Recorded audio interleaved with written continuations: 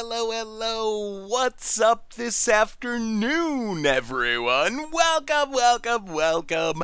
Fine Monday to y'all. Good to see ya. What is up, Psycho, Magi, Omnicron, Elf, Arcade Laboratory, Dead for the 39th month. Welcome to the Fishbowl. Thank you so much for your subscription. Big tip for you. Thank you. Omnicron, Tinos, Psycho Magi, jeez.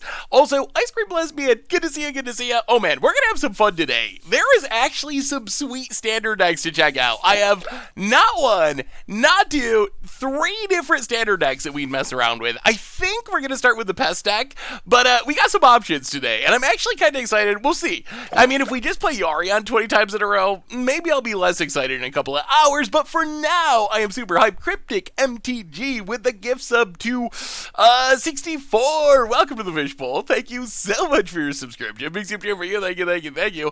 Oh, sorry, cat. Didn't mean to freak you out. So today it's a standard day. We have not played that much standard, considering, hey, welcome, MTG Grezlite. How are you? X Marcus, welcome to the Fishbowl. Thank you so much for your subscription. All juice for the 32nd month. Big scoops here for you, too.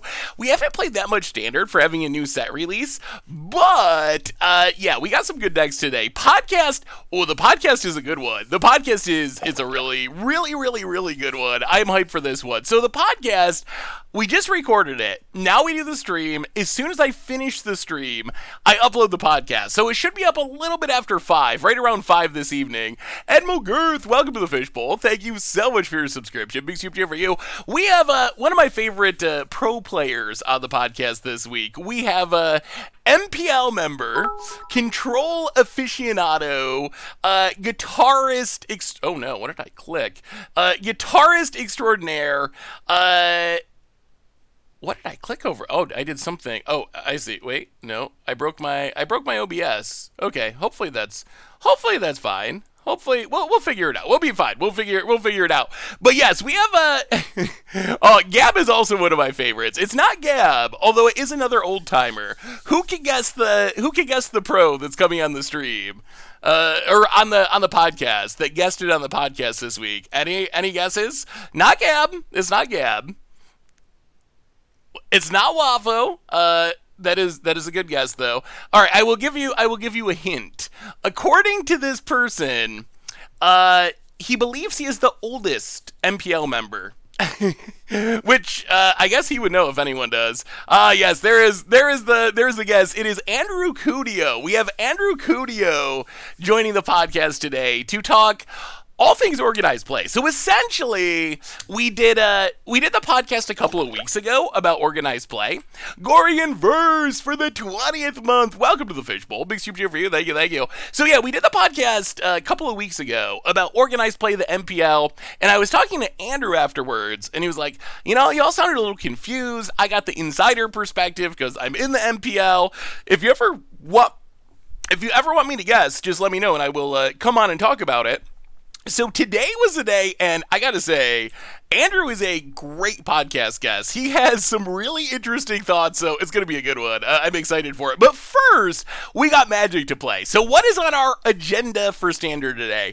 Number one, this is Green-Black Pests. And if you watched our limited stream on Thursday, we had some sweet limited games where we comboed off with using Dina, Witherbloom Apprentice, Plum the Forbidden. I saw this deck list pop up, and I was like, we got to try it, because this is like the constructed version of the combo deck. We're kind of like pseudo-storming / pesting / learning some lessons. We got vetoes, we got blexes. So this deck looks really fun. It's kind of like Sacrifice Aristocrats combo. Hey, what's up, Basinbull? How are you? And Mox Molder, good to see ya. So that's deck number one on our list. We also have Experimental Fling combo, I'm calling it. This deck is 100% spells. The only creature in our deck is Zerta, which is a free roll since we don't have any permanents outside of lands.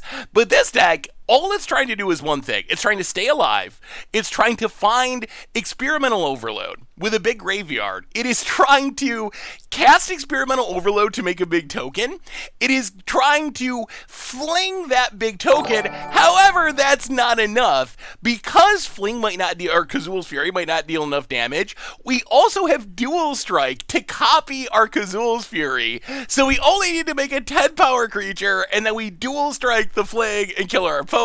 So that's deck number 2 on our list, or one of our other decks. The other one that I have is 2 very similar decks. So we got a new donation from Irish Rager, $2 donation. Hey Seth, I wanted to ask you if you'd seen a shift in control decks within Historic to playing Day of Judgment more than Wrath of God. Also, after a video about Strixhaven being so expensive, should Wizards refund wild cards if you pull stuff like Channel? Ooh, so Irish Rager, thank you so much for the donation. Definitely appreciate it. Ingoriavers, welcome to the Fishbowl. Thank you so much for your subscription. Big soup cheer for you. Thank you. So should Wizards refund people for pulling Channel? The thing is, they already kind of put it to the back of the pack. Still a little bit awkward, but at least it's like duplicate protected, so you shouldn't open them early. It would be generous if they were to do that. I would like if they did that, but I don't think Wizards is actually going to do it. I have not noticed a shift to Day of Judgment over Wrath of God, but I haven't played against too many blue-white control decks, so hey, what's up, Sheldon King? The last decks on our list, we have 2 somewhat similar decks. These are both Exis / Awaken the Blood Avatar sacrifice style decks. So this one is the non-learn lesson plan. And really what we're trying to do is make tokens with Forbidden Friendship, make tokens with Callous Blood Mage, my favorite sneaky sleeper from the set, with Woe Striders, sacrifice them to Awaken the Blood Avatar, get in a bunch of damage. We can also like claim the Firstborn and sack our opponent stuff. So that deck looks sweet. I really want Exis Awaken the Blood Avatar to work because that's a cool card. So that's one. We also have a learn version of the deck, which is similar, but the difference is we have Eye Twitch, we have Hunt for Specimens to get pest summonings out of our sideboard to make more tokens, but we're still on the Awaken the Blood Avatar plan. So that's an overview for today. All standard, all the time today. This deck brought me to Platinum Tier 4. Ooh, let me see all juice. So that's the plan, but we're starting with Pests. And first we're doing our reminders. And an additional reminder, I made a video about this earlier. I don't know, how many of you have gotten the secret layers today? Has anyone purchased a secret layer yet? It hurts me. It hurts me to do this. Ooh, Yarok Elementals. That looks super spicy on juice. Has anyone bought secret layer yet? So here's what I gotta say. It pains me to support secret layers because I have very mixed feelings about secret layers. There's good things, there's bad things. However, for the sake of people trying to play Magic on a budget, the Super Shock bundle is actually a legitimately good deal. Like, this is the one secret layer where I can actually confidently say I feel like it's worth buying. This is not the like, okay, if you like the R or whatever, but getting 15 Shocklands for $120, it's almost half off what it would cost to just buy them from like TCG Player or someplace, like half off the market price. So if you're someone who's trying to play Magic on a budget and you need Shocklands for Commander or Modern or whatever, that is the cheapest way to get access to them. I don't think it's true outside of the US. If you're in Europe or whatever, probably not true, but here in the US, as much as it hurts me to be like, hey, this is a good deal, it really is a good deal. And I'm probably going to have to buy a couple just because I think it's a good deal. And I also need Shockland, so keep that in mind. Long Nap, welcome to the Fishbowl. Thank you so much. They do look pretty good. Thank you so much for your subscription. Big super cheer for you. I am wonderful, Kithrell. How are you? Good to see ya. So reminders, outside of Secret Lair Shocklands, Replay YouTube, that's where you can find the old streams, normal YouTube. Going up a little bit later today, we have the podcast with special guest Andrew Cuneo. We have Budget Magic, getting a little bit aggro, I would say, comboing off a little bit in standard. So that is coming off. Hey, thank you, Lognack. So that is coming up later today. A reminder that our sponsor tonight is Card Kingdom. Yeah, if you're in the EU or outside of the US, you do kind of get wrecked a little bit by shipping, unfortunately. Our sponsor today is Card Kingdom. And if you need some magic cards from Strixhaven or whatever this card is, a Sea Hunter or a Blade of the Blood Chief or any other card you can think of, you get them at cardkingdom.com, even get a free sticker. I think it's back to the Saffron Olive sticker, the Bearded Scoop. So, yeah, let them know in your order notes. They'll hook you up. We have another new donation from Sergeant Dawkins Knight. $10 donation. Hey, Seth, thanks for producing content that has gotten me through the worst teaching year ever and inspiring people like me to stream and blow up some stream. I appreciate you. Well, Sergeant Dawkins Knight, I definitely appreciate it. Thank you so much for the donation and the kind words, and I hope the next year gets a little bit better for teaching. I have to imagine that for teachers, this year was pretty wild with all the like Zoom stuff and half, like in class, out of class. It had to be a wild year, so hopefully it improves. Otherwise, merch page, tokens, t-shirts, playbets, get a way to support the stream and the channel and the site. Donations always appreciated. We've always already had a couple, never required. $2 or more gets your message read on stream. Speaking of mispronunciations, oh man, this was so brutal. So a fan from, I want to say Brazil, messaged me a few days ago and was like, hey, I got this message for our play group. I was hoping you'd read it for me. Just do like a little video and read it for me.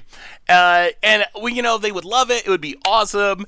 And it was all in Spanish. And if you have ever heard me speak English, I can just barely kind of do that. So I gave it my best shot, and I know I butchered it so horribly, and I felt so bad about it.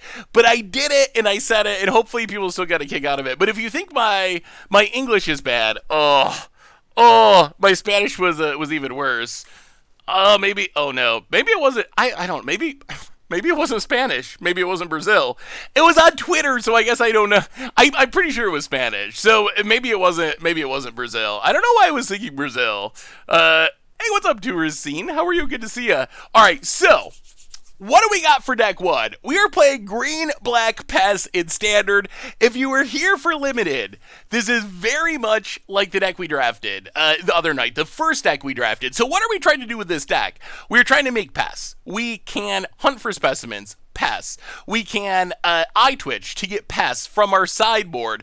We are trying to go wide. Bastion of Remembrance makes tokens. And what we're trying to do is set up a scenario where we can get down Witherbloom Apprentice to drain our opponent whenever we cast or copy a spell. Get down Dina or Veto, or better yet, both of them to drain our opponent when we gain life, sacrifice our entire board to Plumb the Forbidden, and hopefully storm off, kill our opponent on the spot. Otherwise, we got like Valentine, we go on the life gain plan, we got some Blexing, so we can pump our pests and go that direction. We got Sedgemoor Witch to make tokens as we cast spells. Devouring Tendrils, not really sure about this Devouring Tendrils. I kind of feel like Devouring Tendrils would be better as Tend the Pests. I guess we'll see. Some of the exact numbers in this deck, there might be some tuning as we go along, but we are trying to pest it off, so let's give it a shot. Let's give it a shot, see if we can do some pesting. Has anyone tried Pests in Standard? I'm curious. This is a list someone played at an SCG event over the weekend. And yeah, played at an SCG event over the weekend. I don't know if it's good or not. I faced it in unranked. It seems a little slow. Like, it's really spicy idea. I mean, I guess part of the problem is, like, there's always the emergent ultimatum clock hanging over your head. At least that's what I always feel like with Standard. Like, you always, ooh, this is not emergent ultimatum. It always,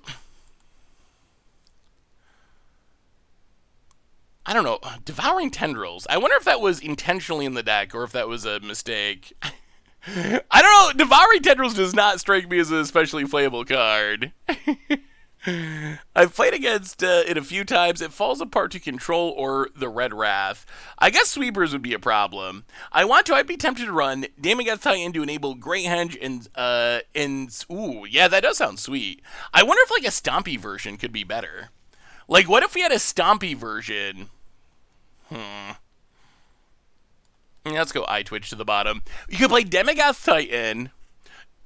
you could play 10 the Pests, and then you could also beat your opponent down, and it turns on the Great Henge. Maybe we should just be building our version of this deck that's going to be even better than that version. Do you have an opinion on Wizards releasing more Time Spire only on Amazon? Did they? Is that a thing that they actually did? I didn't realize they actually did that. The troll deck. Wait, do we play a troll deck? I don't know if you missed it or we just haven't played it yet. Oh, this is Teamer Adventures. I mean, more TSR is good. I didn't realize they had released more only on Arena. That is a little bit awkward, or only on Amazon. That is a little awkward just because that means it's Wizards profiting from it directly. Like, that's the same issue. Oh, we haven't played Raking the Trolls super recently. We played it in the not distant past, and it was a sweet card.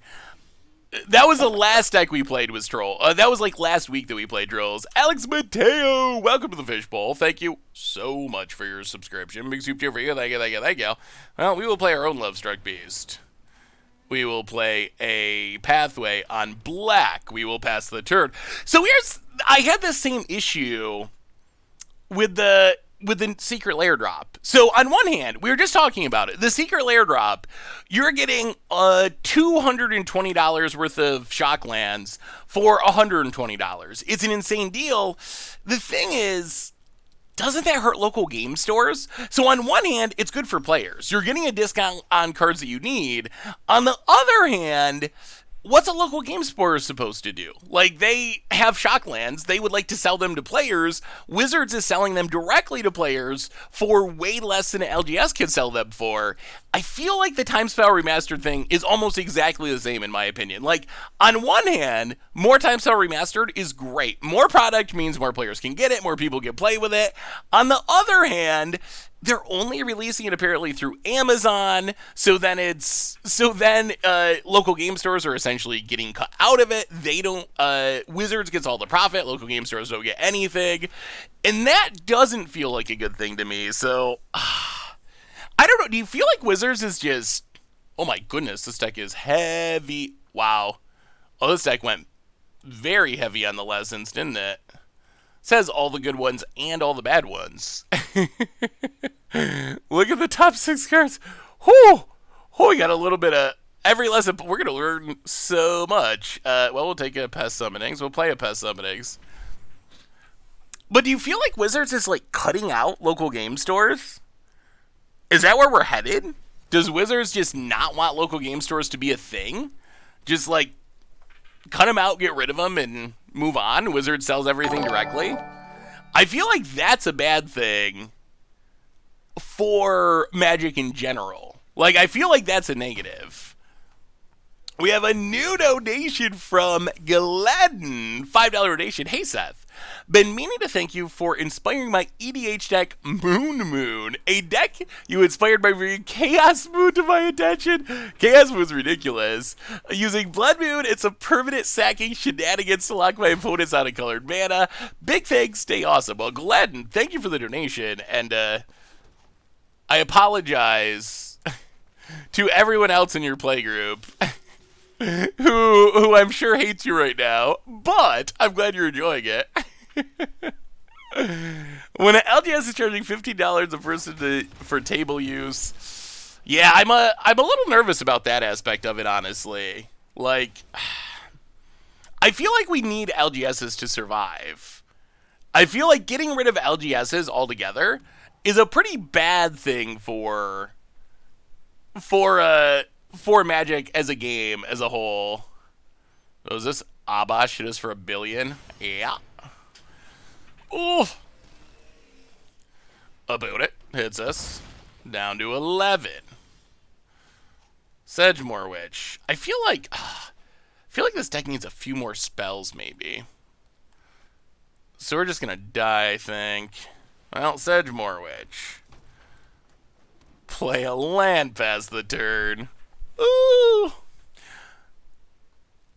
The deck is even spicier. It's not only elementals, but it's explore as head condition. Ooh, can let me see. Let me look closer. I saw the elementals. I saw the Risen Reef, and so if we attack with every, I mean, I guess that's all we can do. We're dying, so go to combat, attack with everything. About it.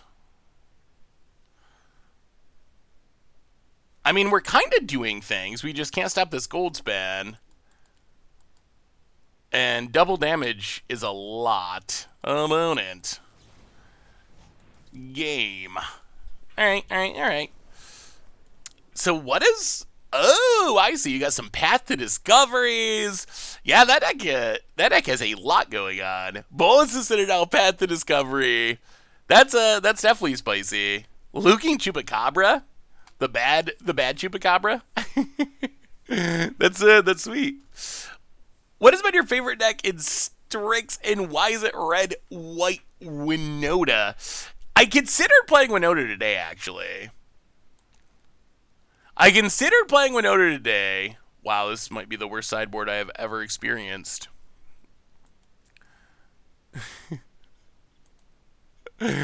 Whoever built this deck loves lessons more than life itself, I think. So we have a bunch, every lesson possible, no matter how good or bad.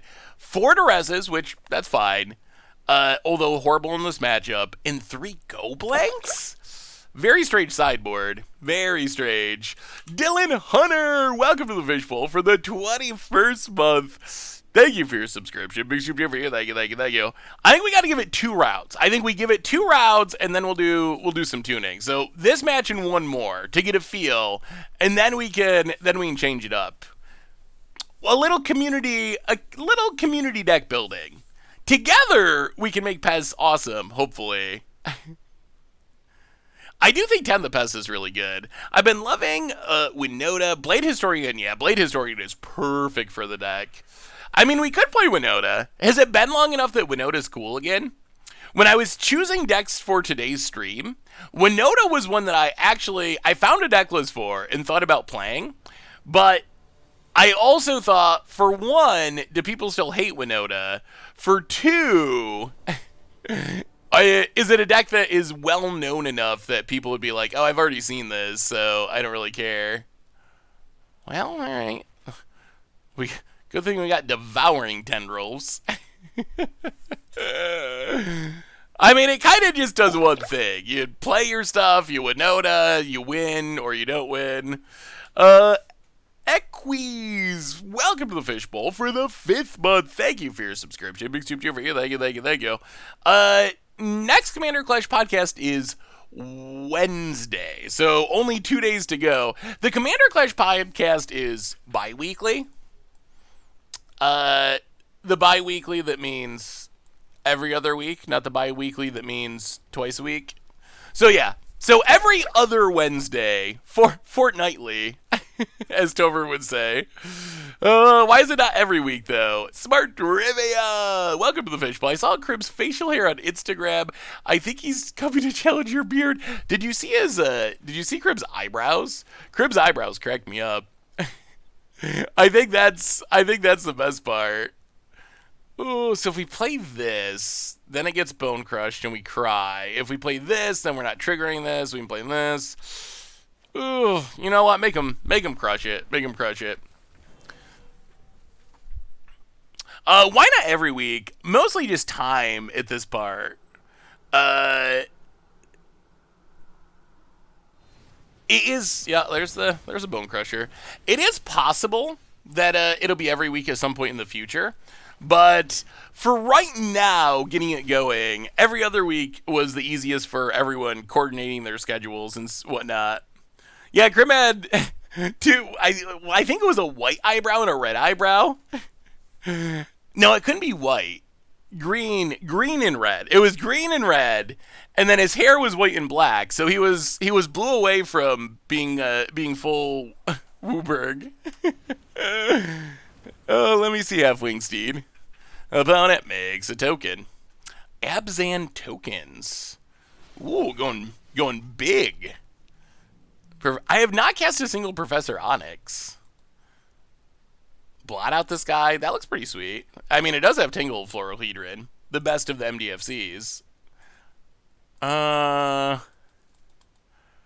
Well, land. Valentine. On the Lisette side, past the turn. Think we should wait till September to play with the deck? Okay, so what? Elspeth with Plum does sound sweet. So what would you play in the meantime, though? That's a thing. Like, couldn't you say that about, like, every non-adventure, non-companion deck? Like, just wait until after adventures and companions rotate? Have not tried Deadly Brew, although we're going to reorganize this deck after our second match, so maybe we add it in.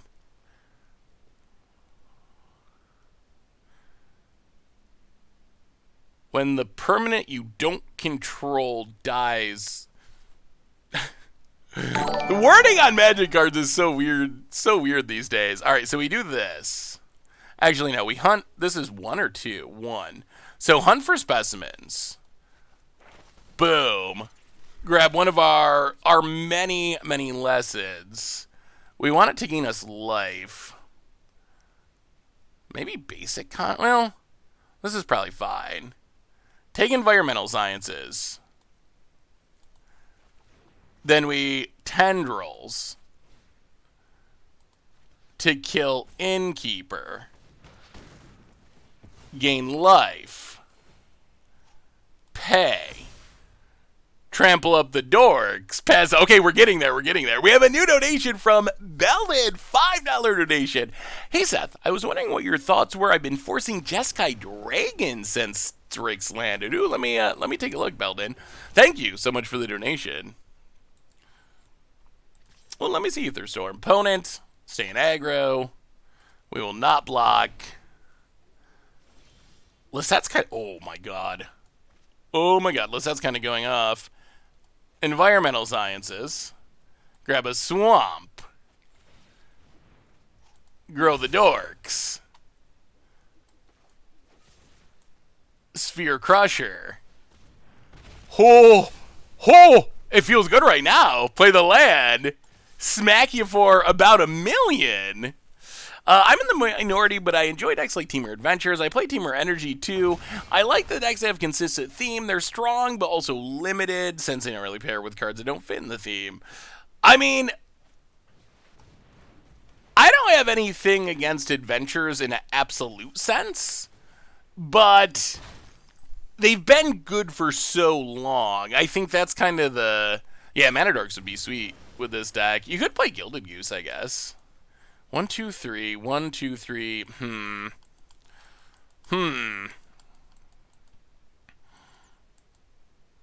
So we can't turn this on. We can't gain... Well, alright. Play the land. Play Veto. Yeah, we don't have enough mana to lifelink up the team, unfortunately. Opponent has a Saw It coming. Well, smack ya. Opponent blocks and blocks. I don't know how our opponent gets out of this, though, because Bastion triggers, opponent goes to 1. So they can't take damage or kill our creatures. They need, like, double Brazen Borrower. Flash Freeze. Oh, double Goldspan Dragon. That looks sweet. Dragon's Guard Elite seems like he can be pretty powerful. Kind of blue-green Spellslinger. That looks cool. And it's not super expensive. An opponent, all right, we actually got a Pest win. Dragons, I think dragons could be powerful too. There's so much ramp now with all the Jeskai or Prismari cards that can ramp. Do you think we'll see more Lesson Learned mechanic in future sets? I really like the mechanic. I'd be surprised. I mean, could we see it again eventually? Yeah. But I don't think it's going to be like a new... yeah, you're always welcome to post your list, the Jolly. I don't think it's going to be like a new evergreen mechanic that we see all the time. My guess is if we have Strixhaven 2 or some other like college set or something, it could come back, but I would be surprised if it was actually something we saw regularly. Ugh, snarls. I hate snarls. They're so bad. Yeah, what do you think about limited with lessons? I really enjoyed the couple of drafts we did on Thursday. At the same time, I've heard some people saying, all right, now that I've been drafting the set for a couple weeks, everything's essentially a mull drifter, and that's actually making the format less fun and replayable for me. But my experience so far has been that it's super fun. I don't know if it's that I haven't gotten to the... I mean, I don't think I could ever get sick of a mull drifter, though. I don't think I'm ever going to be like, no, that's too many mull drifters. I'm drawing too many cards. Oh, yeah. If they did the fetch lands like they did the shock lands, that would have been so sweet. They did the fetch lands, but it was like super expensive, super limited. It wasn't, they shouldn't even called it a secret lair drop because it really wasn't. Rockin' Groll Nerd. For the 4th month. Hey Seth, the Arena Economy video was great. As a free-to-play user, I stopped playing almost a year ago, and I'm sticking to real cardboard. Oh, well, thank you for the resub and the feedback. Yeah, something I was wondering about is... Oh, I did that main phase? That was not very helpful. That's something I've been wondering about. What is your experience with the Arena Economy? Because when I wrote the article, it was very interesting that many people, well, I don't know about many people, but several people were like, hey, you're wrong, essentially. Like, the Arena Economy is great for me. I have all the wild cards. I spent $5, 2 years ago, and I draft for free whenever I want. I have all the wild cards I could ever possibly need. Oh, we really need to draw land here, or we're in trouble.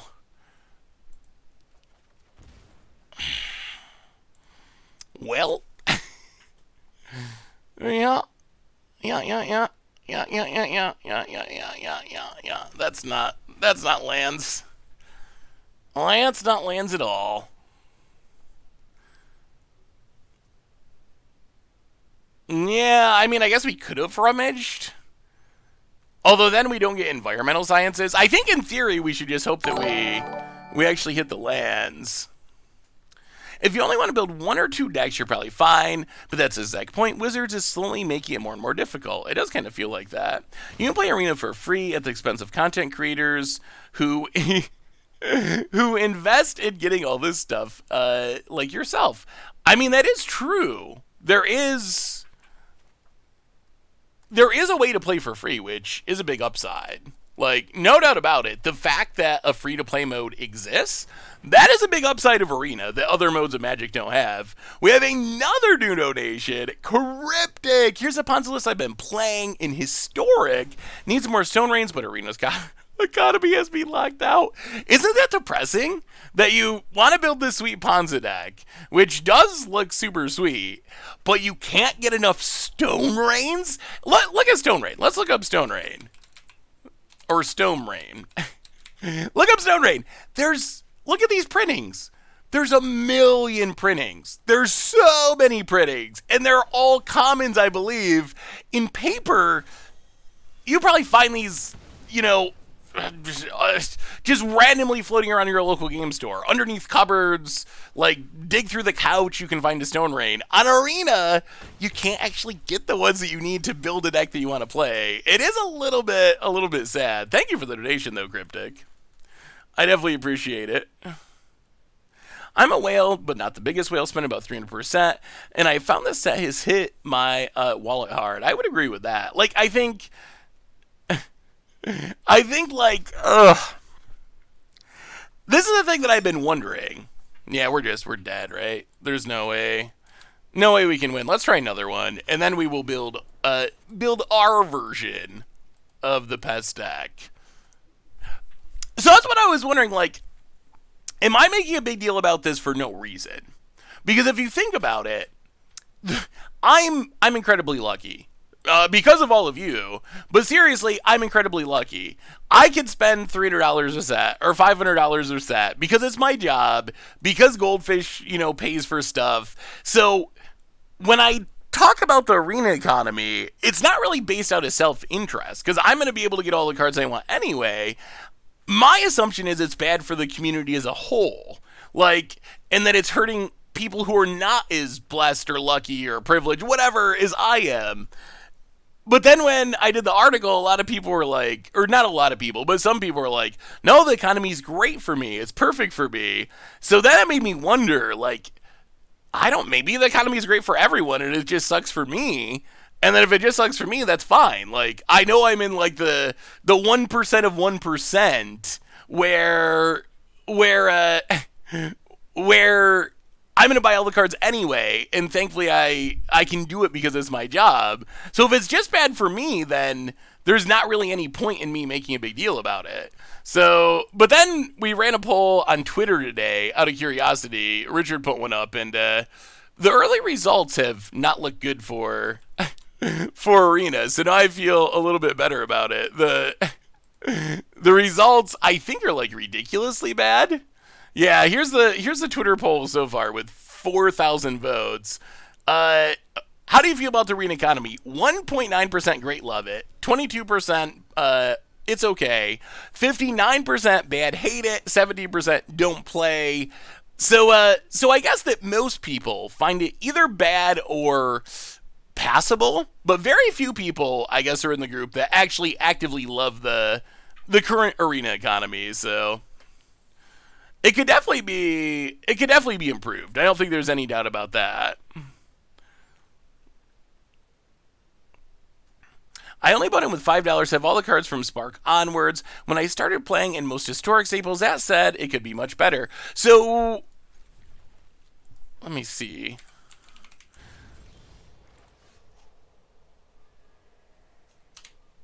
Let's do a prediction. Boom.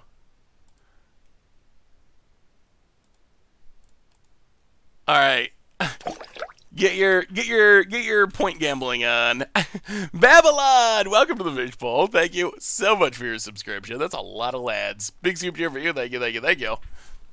I play Arena for free. It takes weeks, sometimes months, if you want to make a good deck without resigning from drafting.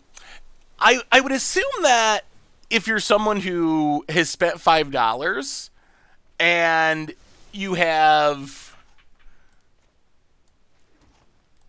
everything you could ever need to play an arena, I would assume that you play a lot of limited.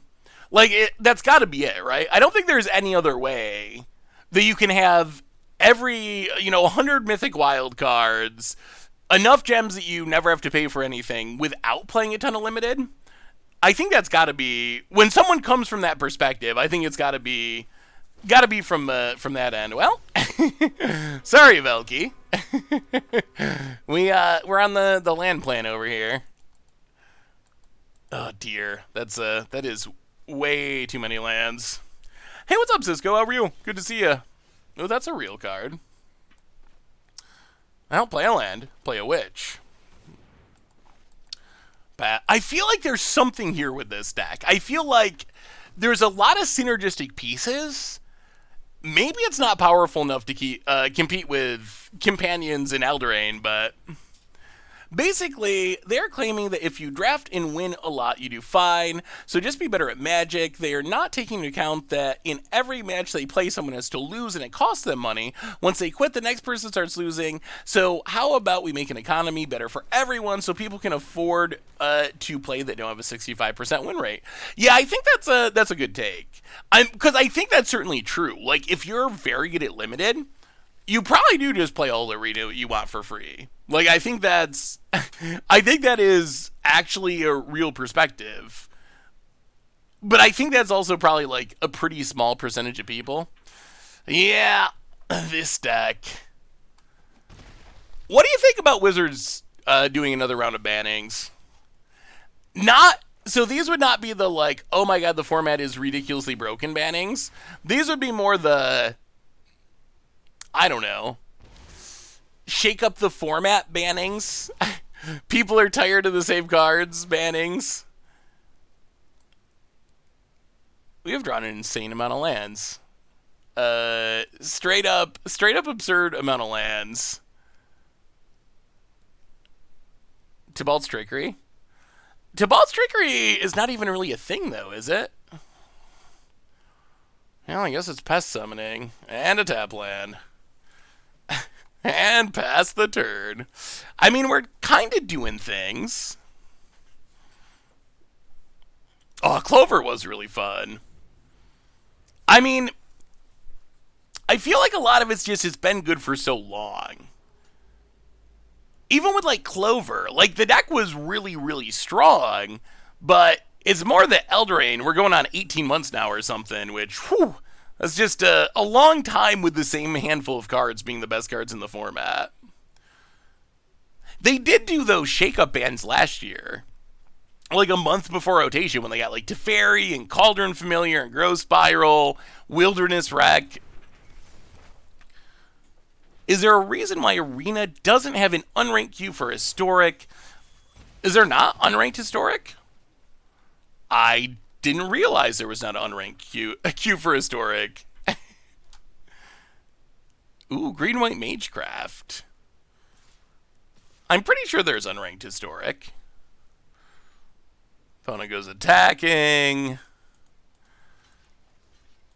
Well, 1, 2, 3, 4, 5, 6... Well, Pest Summonings. Eye Twitch. More lands. Hit ya. Come on. No Emergent Ultimatums. No Emergent Ultimatums. So things I'd be interested in with this deck, if we're going to do some rebuilding.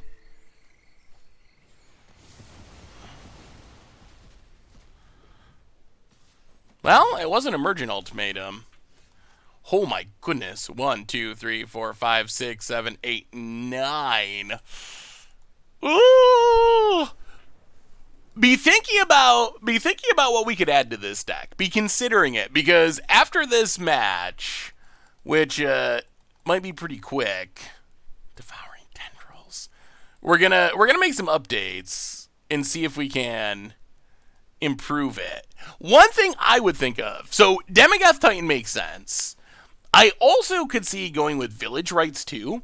I feel like more card draw would be good. Like, if we're going to make a ton of Pests, maybe you play Plum the Forbidden, which sounds like a really bad, like, toilet fixing job, I think.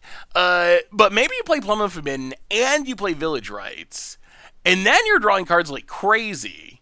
And that's going to dig you through your deck to find, like, Demigod Titan, 10 the Pests. I feel like that might be a direction to go with it. Ooh, let me see, Bizina. I mean, I think Magecraft is going to be a good strategy eventually.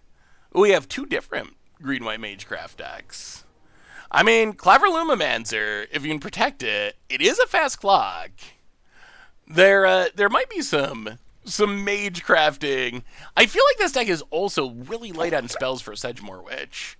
I feel like Sedgemoor Witch is powerful, but this deck is not that spell heavy. Where would I send an EDH deck for you and or Tomer to have a look at and suggest stuff when you have time? The Only Joe Fish. You can always send me stuff at saffronolive@mtgoldfish.com or Seth@mtgoldfish.com. And actually, any of the main content people, me, Krim, Tomer, Richard, if you email our first name at mtgoldfish.com, it'll go to us. So, like, Krim is Krim at mtgoldfish.com. Tomer is Tomer at mtgoldfish.com. So that is the easiest way. Desolator X, welcome to the Fishbowl. I miss Arena, but it's like an abusive relationship when I quit. Oh, that is a painful but probably pretty apt comparison. Welcome to the Fishbowl, by the way. Thank you for your subscription. Thank you. Just turn everything into Finn the Fangbearer and swing. Wait, how do we turn everything into Finn the Fangbearer? I don't think the Bearded Man at mtgoldfish.com goes anywhere yet. We probably should. I should probably add that as a backup, just in case. Oh, Echoing Equation Finn? That would be fun. Echoing Equation is high on my list of cards to put on the next against Odds Bowl. Because I think that is a sweet one. Ugh. Well, Sedge, more Witch. Actually, play this on black. I feel like this is just going to end with us getting brutally wrathed and me crying, but... Like, 2 Sedgemoors is a lot of value. Hit ya. If they have Shadow's Verdict, though, it's just game. Like, they just got us. Oh, this deck needs more card draw, I think. It needs more card draw. Ooh, let me see name. 1 Mythic, 13 Rares. How is Jaspara Sentinel bed? Okay, Cultivator. That's fine. That's fine. Oh, Plum would be so good. Plum would be insane right now. If we can Plum the Forbidden, oh, we would make so many tokens and draw so many cards. Or Eye Twitch, which does not do either. How many spells does this deck have?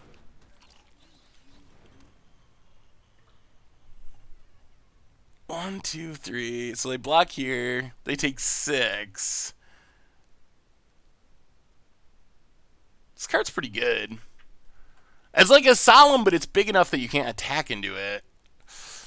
Plum! We need Plum the Forbidden, desperately. I mean, it is just like a powerful card, and it is technically a 1-mana spell and a body.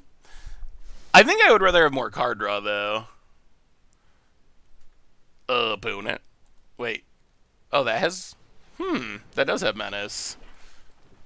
Good call. Oh my god.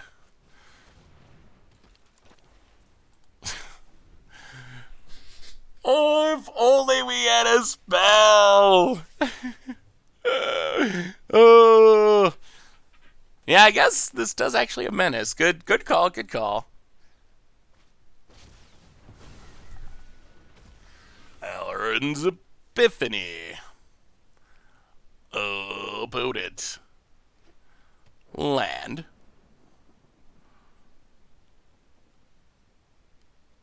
And thinking. Passing. 10 is, I mean, it is Menace. It is a very forgettable keyword. Oh, let me see, not Jake. Opponent draws many cards. Ooh, Ether Flux Reservoir Storm.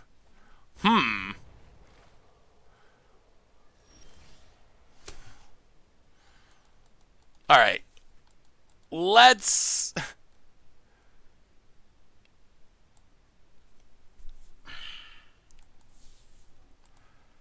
Oh, so depressing.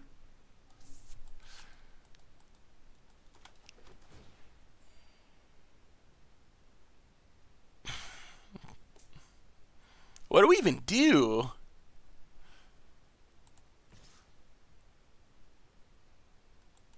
Please block it. Please.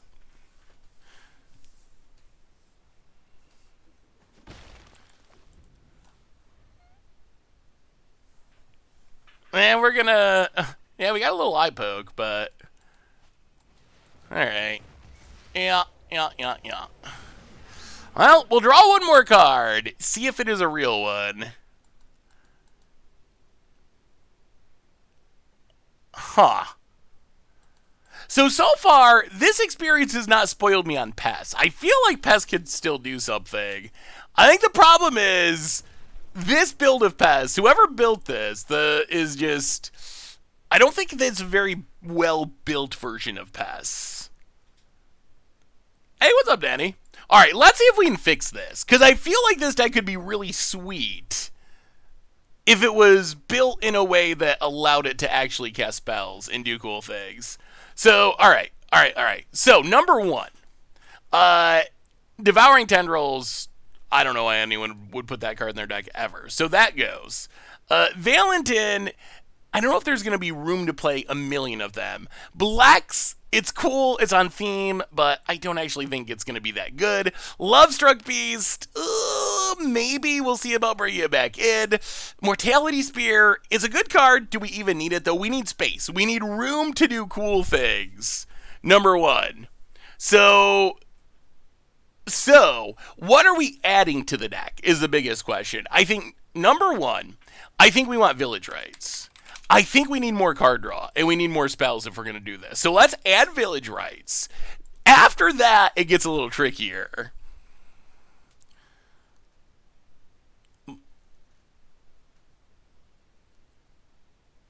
How many lands are in this build of the deck? 24 lands, no MDFCs. So I think here's the question. We saw in our draft 10 the Pests be really powerful. But if we're going to 10 the Pests, we're going to need big creatures. Like Demigod Titan. Like, do we want to waste or use our slots on something like this? Yeah, we can potentially go down the Great Henge. I think Bastion's actually pretty good. I think it's really helpful with the combo we're trying to set up.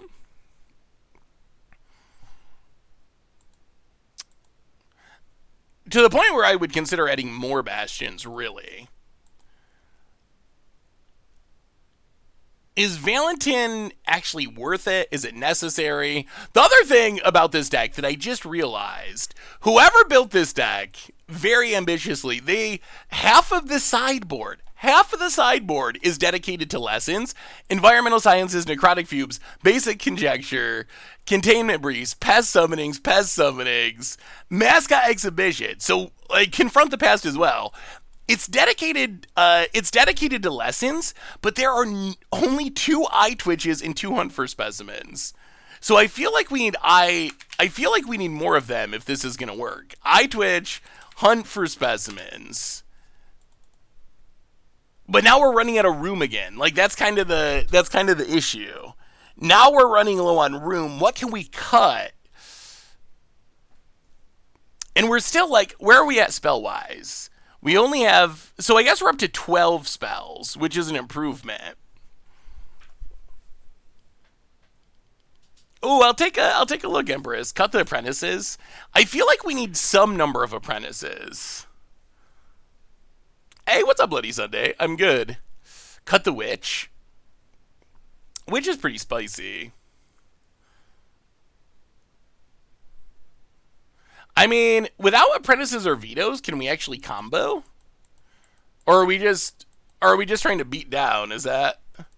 I mean, this is our blood artist. This is as close as it gets to having a blood artist. Maybe we go 1 veto. Yeah, we got to cut a couple cards at least to get down to 60. Dina is the same as veto when you only ping for 1. Yeah, that's true. But you could have both of them. Maybe something like that? And then we can fix the mana. Play Castle Lockwane, because it's insane. Play couple Agadeem's Awakenings. What other...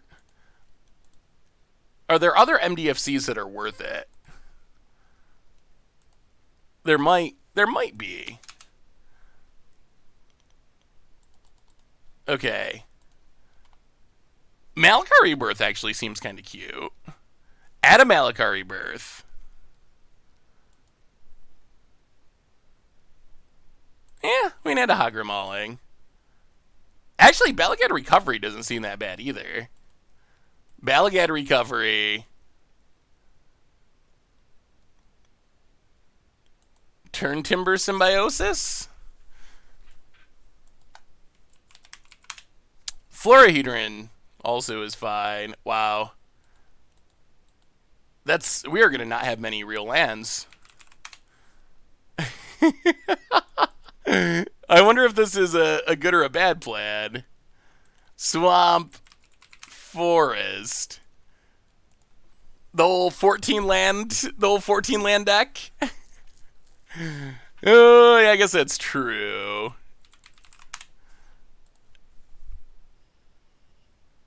Cut the snarls. Maybe we cut the snarls and play Fabled Passage. We need some way to fix our mana. We can't just go all basics. Or maybe a Triome? I mean, I guess a Triome's always going to come into play tap, though. I don't know if we have room for dorks. Vraska. Alright, let's fix our mana first. We gotta finish our mana. Hey, thank you, LaPlato. I'm glad you liked it. Oh, we're stuck on Zendikar, I see.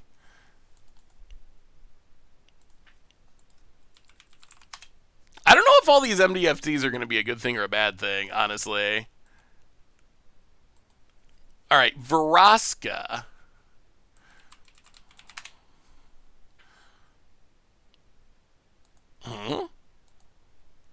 Wait.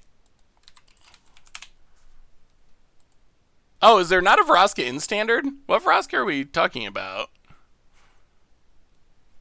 Yeah, okay. There is no Vraska. And then learn / lesson. I do like Necrotic Fumes.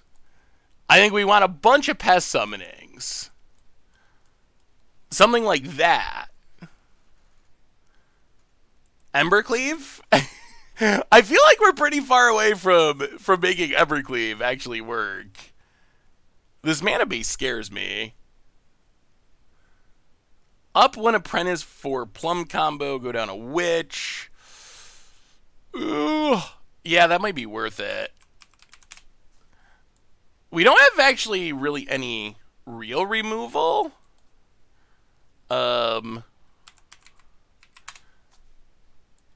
Mortality. So discard Mortality Sphere, Heartless Act.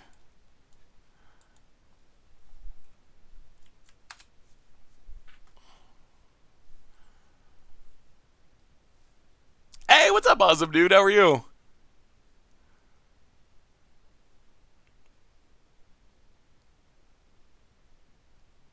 Probably want some Clings or Pelucranos.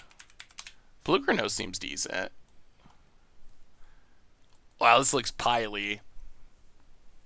So I think the big issue is just room. There's a lot of cards that sound like they would be cool. The question is, how do we find room for them? That's the sticking point. Like, Woe Strider seems good, but how do we make it fit? Yarion. I guess we just play 80 cards, but then it makes us way less consistent. Oh, where's your list, Jolly? All right, let's just give this a run, and then we can always revisit. But let's see if this is even an improvement, or if it even feels like an improvement.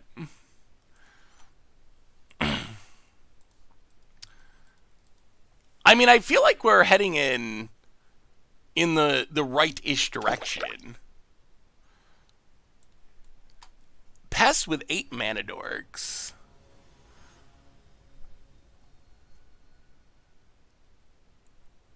Yeah? I mean, that seems like it can definitely make Pests. Can it close out the game? I guess that would be my question is, it's got the mana, which is sweet. It's nice that you can accelerate into 3-drops. But it doesn't have many of the closing out the game cards we had. Or we currently have. Oh boy. Well, let the mana screwing begin. DB Nitro, welcome to the Fishbowl. Thank you so much for your subscription. Big super cheer for you. Thank you, thank you, thank you.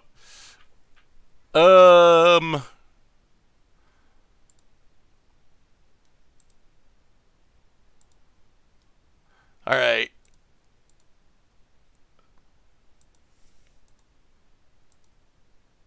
Oh no. I gotta figure out a better way to do predictions, I think. Because now I can't do another one. I gotta come up with a better system, I think. So I think the issue is,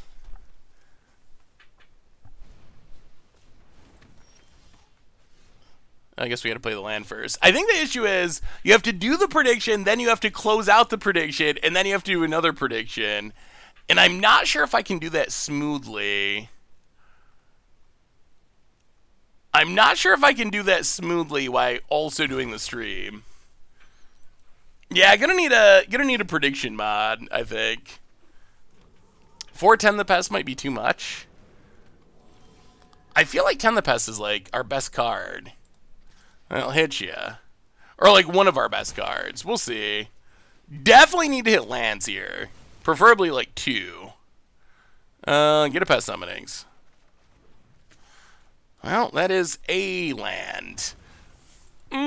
Still pretty mana screwy. How about going to June?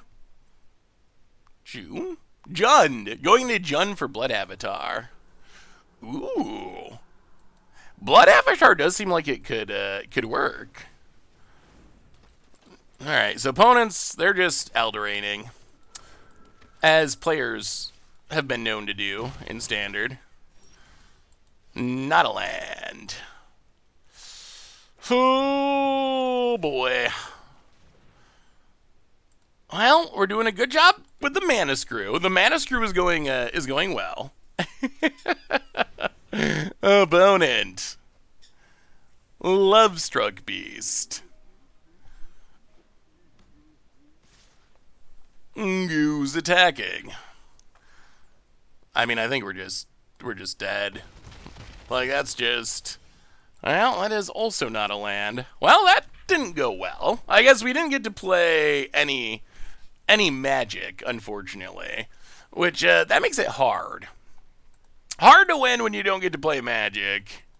Yeah, all these MDFCs are probably going to be a problem. We're probably going to have to cut back on going so heavy on MDFCs. Yeah, alright. Feria, welcome to the Fishbowl. Thank you so much for your subscription. Big super for you. Thank you. Is there an option to not get a lesson, just discard draw? Doesn't seem to give that option. That is an option with the cards, although they don't. That's not all that intuitive on Arena. But yes, that is a thing you can do. Insect Outlet and Woe Strider are pretty good in these decks. Yeah, I mean, Woe Strider seems fine. The question is, how do you make it fit? That is kind of always the question. There's like 100 cards. I think you could build a 100-card deck with cards that would synergize with the theme. The problem is you got to get down to 60 cards, and then half of those got to be lands or whatever. So that's kind of the hard part. But yeah, I think Woe Strider will be good. The question is, how do you find room? What do you cut to bring in a Woe Strider? You don't think Witch is good in these decks? Interesting. Well, play Adina. Pass the turn.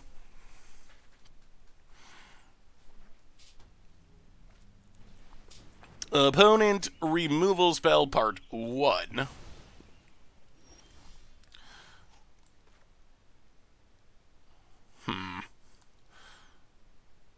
Well, play a land. Play a Witch. Maybe we'll get to find out how good the Witch might be.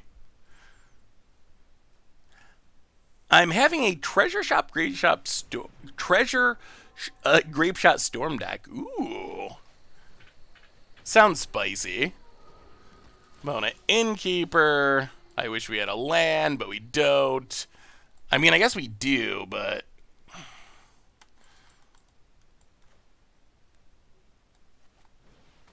I guess we let the Innkeeper live. Right? Yeah. It's a good Witherbloom Apprentice. Into a land. Pass the turn. We're doing it the really, really hard way. Whew, mono red treasure storm. That is that's definitely spicy looking. Academic dispute.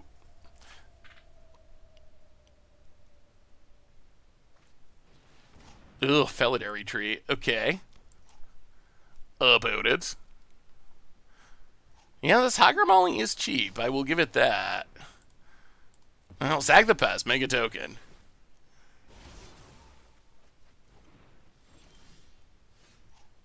Play a forest. Play a witch. Hunt for specimens. I mean, we're making pests. We're doing a good job of pesting. Whether or not this leads to us, we need plum. We need plum. We need plum. Could have killed the innkeeper with mauling. It's only 3 mana. Yeah, but then we would not have had a land drop.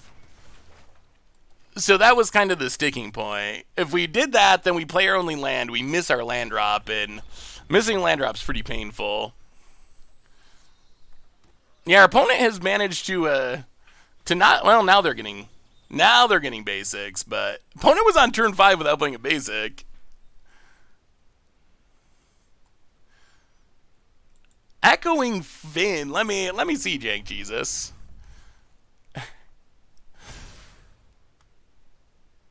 I mean, that seems, when it all comes together, that seems like it would be super hilarious. I like the idea.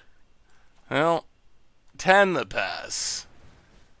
I mean, Witch is kind of going off. Bastion. We need plum. We need to find a plum. Like, we're actually pretty close to comboing off. We just haven't found plum. Oh. About it. Yeah, plum is absurd. Oh, no. Jeez, opponent's also going off. We got a lot of pests, but we need something to do with them. About it. Yeah, there are apprentices. Plays a land. I mean, we got chump blockers at least, I guess.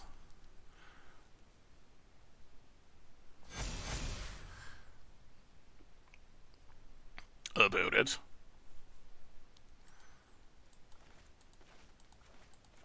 Yeah, plum would be insane. All right, opponent. Oh, finds a bit of Eldraine. Yeah, the draft deck was kind of the inspiration for what we're trying to do. Opponent gets drained. Attacks with everything. Well, we chump and chump and chump. Oh, if we had the Dina out, I think we would win just by our opponent attacking, but they found that glass casket. Tangled Floral Hedron. Not especially high on the list of cards we were looking for. Fabled Passage, crack it. We've not been able to find the plum. Jeez, an opponent has a clock. Their stuff is massive. I don't even know what we kill. We're dying on like 10 different levels. Well, kill an innkeeper. Mega pest. Pass the turn. Pray for plums.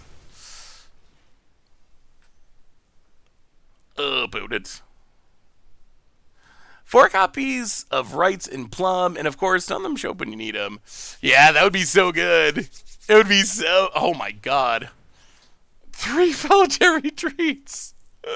Well, that's a little insane. About it. Sure. You got a fetch land? Just a mountain.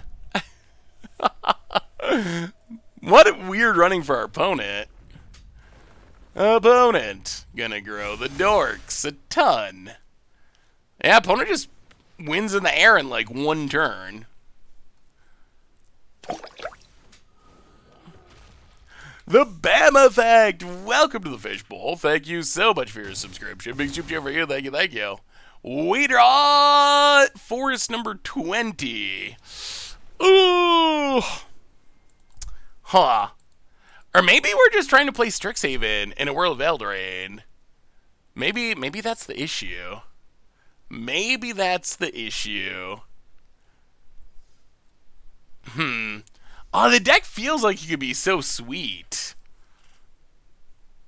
I feel like Lovestruck Beast. That was in the deck originally, and it didn't feel very good. All right, we gotta get rid of these MDFCs. We can't just play 40 MDFCs. I mean, we flooded out anyway, but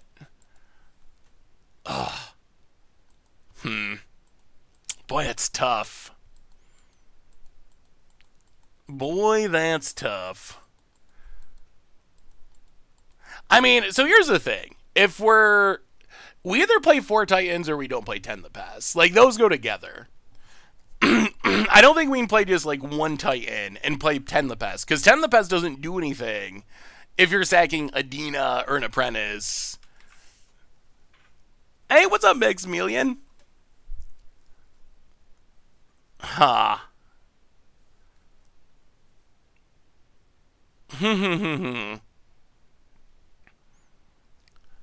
But if we cut 10 the Pests and Demigod Titan, I feel like we're going to have a hard time actually winning the game. Like, I feel like we're just going to spin our wheels and not do anything. We can try it. I mean, we're trying everything, so we'll give it a shot, but I don't know how we actually close out the game if we do that.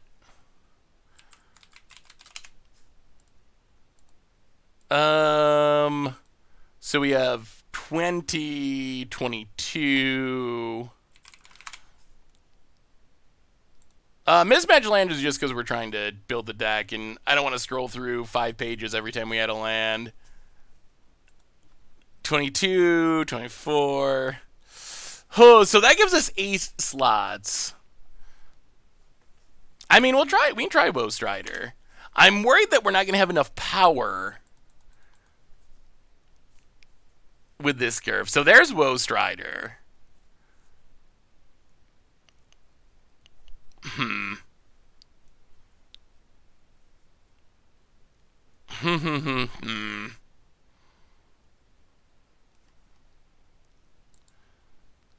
Oh, let me see Frogler.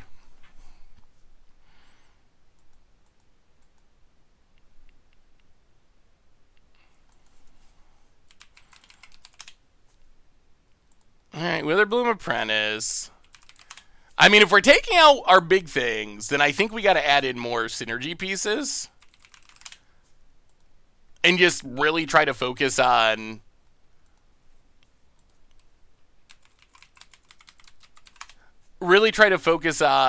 I guess, the combo aspect. Because we're not going to accidentally win by beating people down.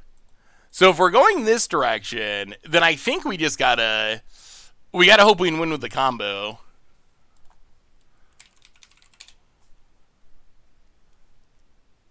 Yeah, it looks sweet, Teji. Yeah, that's a deck like that is on our backup list. Axis is definitely a sweet idea, though. I guess we can add a containment. All right. Well, let's try this version.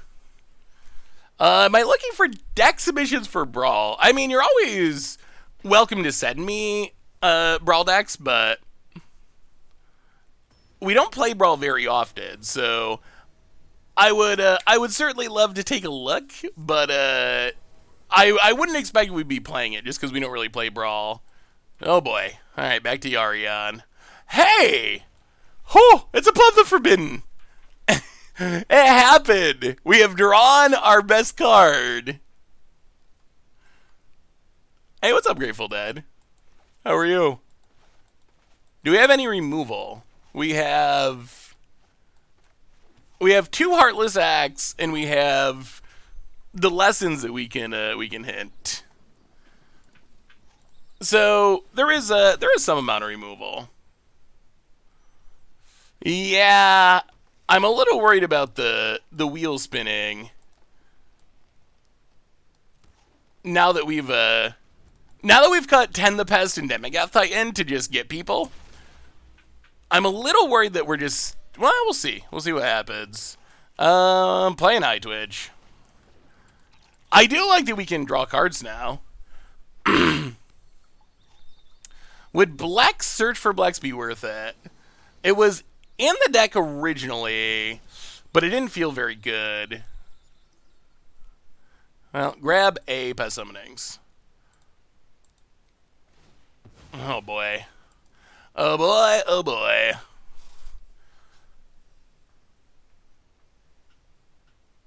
Yeah, I think Mortality Spear is fine. Mortality Spear is much better than Heartless Act. Yeah, it might be. Well, play a Bastion. Play a Fabled Passage. Alright, we're making some headway. Combo piece number 1 assembled. There are 0 Lisettes in the deck. El Rodeo! Welcome to the Fishbowl. Thank you so much for your subscription. Big super cheer for you. Thank you, thank you, thank you. Well, this is a bummer. Elspeth's Nightmare is really good against us. Well, get a Swamp. So we're going to lose our Plum the Forbidden? That's not good. That's not good at all.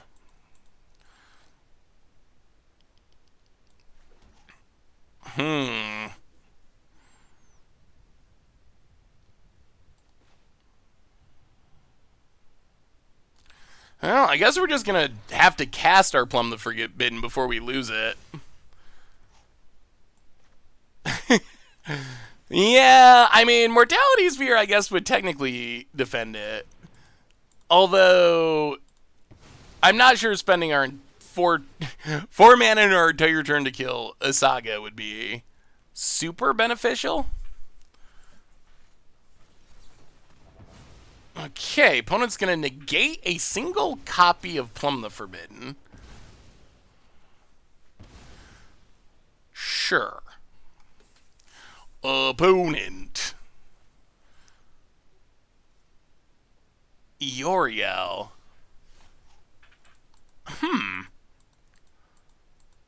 I could kind of see that. Well, play... Snarls. Snarls! Well, I guess we Woe Strider. I want to be able to leave up this Village Rites. Alright, opponent. Heartless Act.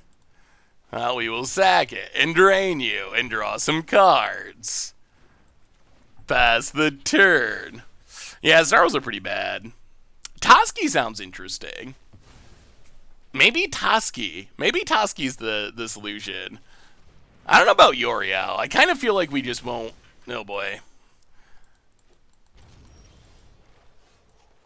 I'll play Sedgemoor Witch. Play Hunt for Specimens.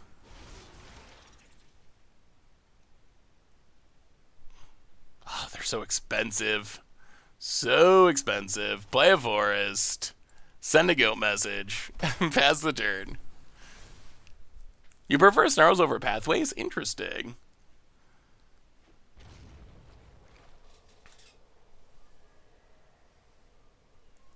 How do I learn lesson mechanic in best of 3 and I've had a few more days? Seem to dislike it during preview season.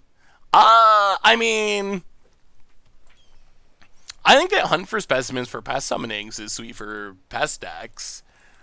So far, I don't know. It's really hard to judge anything because Throat of Eldorate is just so busted, and also companions.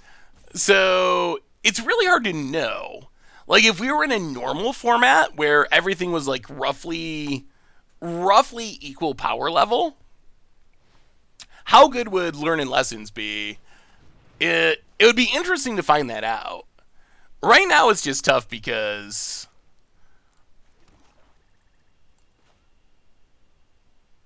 Alright. Well, I guess this is a big plan. Lifelink them up, get in there. Hope our opponent does not untap and win the game. Yeah, they're super fun and limited. Feel morally weird about secret lairs, but I love the full text lands. I just bought sub, kind of feeling gross. Yeah, I mean, I don't know about morally weird for me, but there are. I have issues with secret lairs. There are definitely things about secret lairs that Wow, are we gonna win this game? Maybe we solved it. Doom foretold.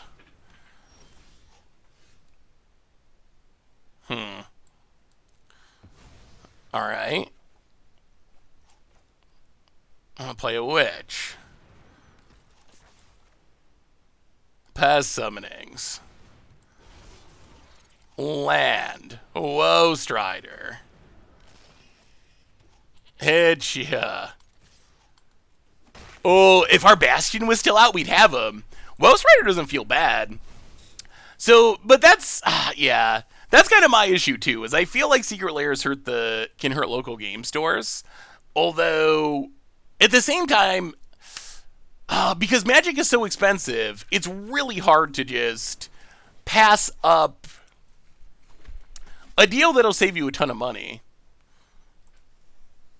How do we win? Like,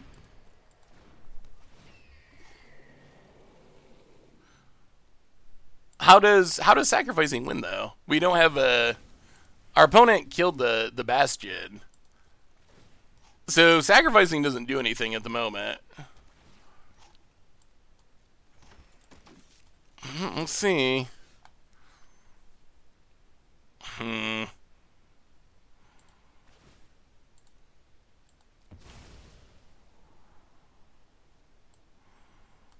How many cards are in our graveyard? Enough that we can get back. Well, okay. Okay, this should do it. So we keep Dina. All right, we found the missing piece. We sack Woe Strider. Oh, okay, we got there. Woe Strider returns. Exile stuff. Dina, and then we got the combo kill finally. Dina.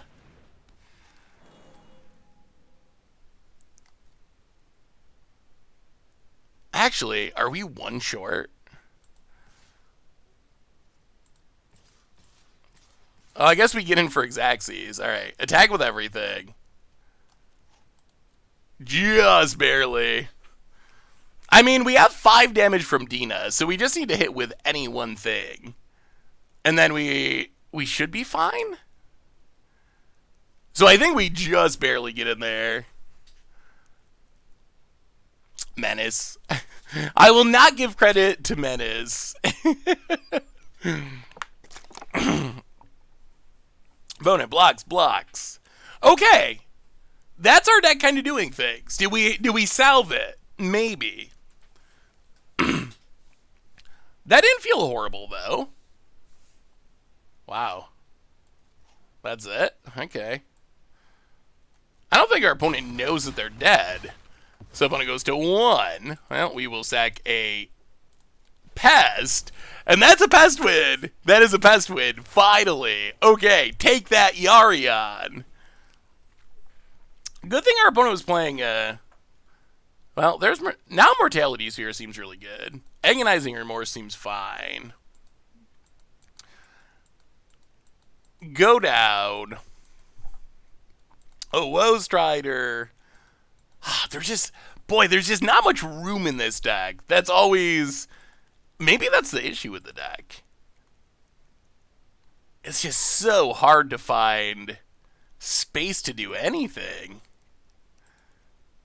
Something like that, maybe? Prefer Duress in the board over Remorse? Maybe. The issue I have with Duress in our current standard is it doesn't really do anything against adventure decks, or mono white or mono red, or at least not enough that you can bring it in. So I feel like it's limited. The thing I like about Agonizing Remorse is I feel like I can bring it in a lot more matchups. Alright. But yeah, so that's kind of... I tend to default to that one just because... Also, Winota is like another one. Winota's another matchup where discard is actually great because you can stop Winota and then their deck is pretty bad, but duress doesn't get it done. So I like the efficiency of duress. That is a big upside, but it is a little limited because of adventures, I think. Opponent. Oh, that sounds interesting. 2 Bastions of Remembrance. If we can actually not get wrecked by Doom Foretold, could actually be good. Opponent, removals. Ooh, Turgrid. I'm not sure that Humiliate is enough. I don't know if it's any better, honestly, than Agonizing Remorse. So I don't think it's, if it is better, I don't think it's enough better to justify splashing in a whole nother color for it. Boot it. Gonna get the Arion. Go attacking. No blocks. Okay, this is kind of coming together. So, Swamp, Sedgemoor Witch, Hedgia. So we can Village Rites the token, replenish it with Witch. Would you play Humiliate and Remorse in the same deck? Maybe if you had a discard theme. That's probably a bit excessive overall for just a generic deck, but if you're playing like if you're playing something specifically about discard, I could see doing it. About it. 17. Temporarily.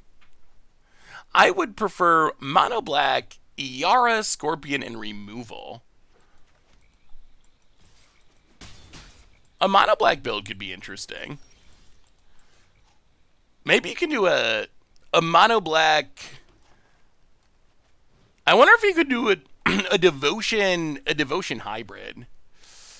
The tokens themselves are a little awkward because the tokens don't support devotion. Huh. That actually kind of is intriguing to me. I wonder if devotion could work. Then you play Demogoth Titan. Oh. You can play Devastating Finale. I actually really like that idea. Wow, can we make Pest, Sacrifice, Devotion? Mash them all together. Gray Merchant. I wonder if that would be possible. I kind of want to try it. Should we build that? We should do a poll. Actually, I don't even know if we need a poll. That just sounds sweet. It might be horrible, but the idea is very intriguing. Maybe we try to build that. So you got Iara. You got Bastions. You got 4. Ugh. Alright. No enchantments, please. You got a bunch of quadruple black 4-drops. That actually sounds insane. We could splash green to have 10 the Pest still, and maybe Dina. Huh. Alright, well, we'll try building it after this game, because that actually sounds really spicy. Ooh, Veto. Whoa, Strider, Eye Twitch.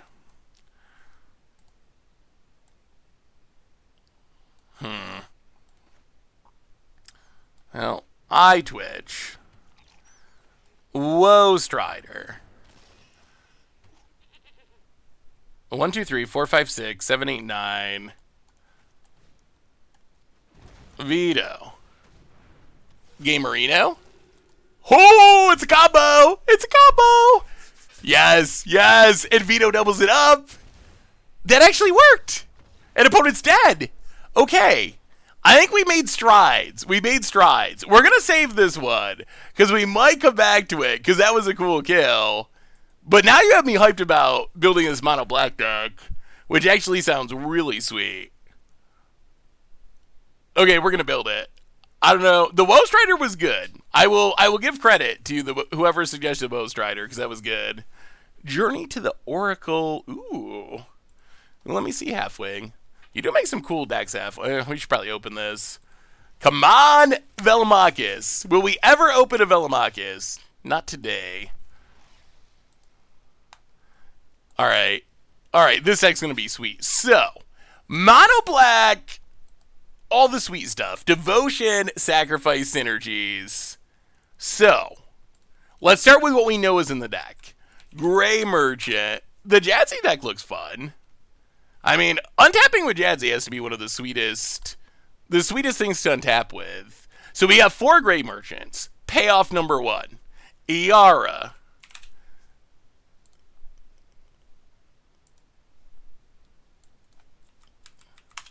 Iara.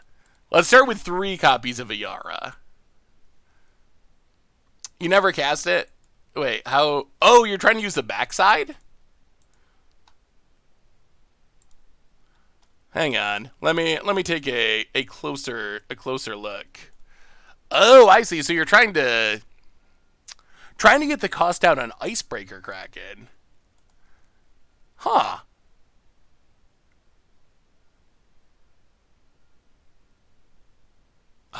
If only Kraken is just so safe. If it tapped down stuff, it did just stop the tap stuff, I think it would be really strong. Well, that is definitely a interesting mashup of cards, Halfwig, for sure. Alright, so Iara, Gray Merchant. Then we have Finale.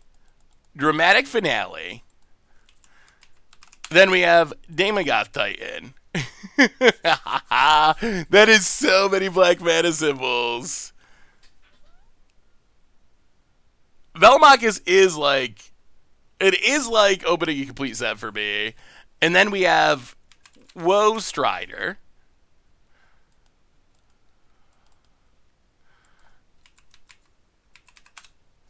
Eye Twitch.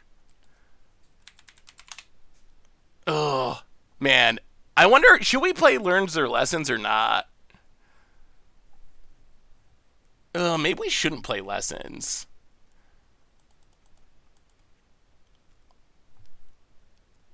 Oh, we don't have pack rat in the format. What are we doing in the early game is the question. Maybe Eye Twitch is the way to go. We can sack it. I guess it's probably going to be Eye Twitch. My concern with Black Shepherd is we have so many 4-drops, but it does seem... It does seem good in the deck. We need to round out the bottom of our curve, I think. What if you play Eye Twitch? Fiend Artisan? Oh, we're running out of room again. The other thing about Eye Twitch in Lessons is it gives us fuel for the Daemogoth Titan. Are there other double black 2-drops? It might just be Fiend Artisan. I don't even know if we need Fiend Artisan. Like, we have so many black mana symbols higher up the curve. I'm not actually sure that we need to worry about playing a blow on the curve. Yeah, we're in standard at the moment. I think we already have all the 4-drops we can possibly play. Maybe, okay, so what if we...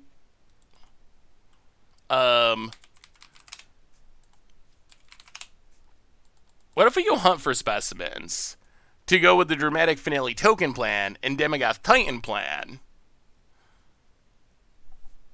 Temerat. Okay, I could see playing a Temerat. We need removal.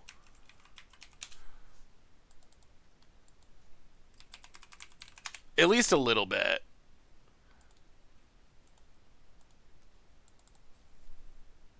The this is looking functional-ish. Yeah, Fiend Artisan's probably better. Yeah, we can add a couple Murderous Riders. Fiend Artisan. Yeah, maybe one of each. Actually, Fiend Artisan's probably just better.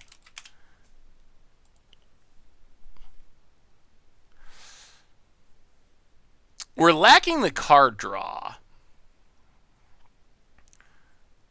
Do we want to still play... do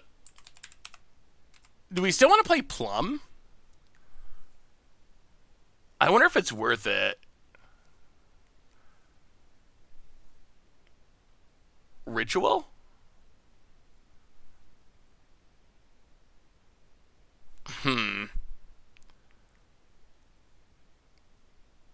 Thoughts on historic deck with Young Pyromancer, Sedgemoor Witch? I think a deck like that could probably be pretty sweet. There's already decks that play Young Pyromancer, so I think you could just put Witch in there. Yeah, we're definitely gonna play Castle. The full four copies. This looks interesting. I do like Callous Blood Mage. So we have plenty of 4s, 5s. What other... Are there any other good black cards in Strixhaven that we should be playing that would be perfect for this deck? I don't think Underworld Dreams does enough, unfortunately. I feel like Underworld Dreams, we just don't have really the support for it. Veto with Poet's Quill is kind of cute. Like, Veto, Poet's Quill, and Demigoth Titan, that would kill people super quick. So Necrotic Fumes. Treacherous Blessing, we don't have a way to get rid of it, but that would work. I don't think we have enough spells for Sedgemoor Witch. Maybe there's... What about Professor Onyx? Is Professor Onyx good enough as just a fair card?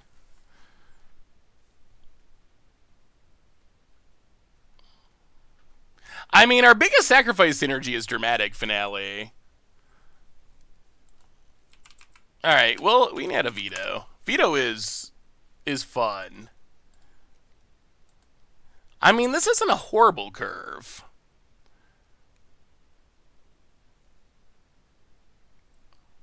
I mean, we got iTwitch to sack. Goat tokens. All of our stuff.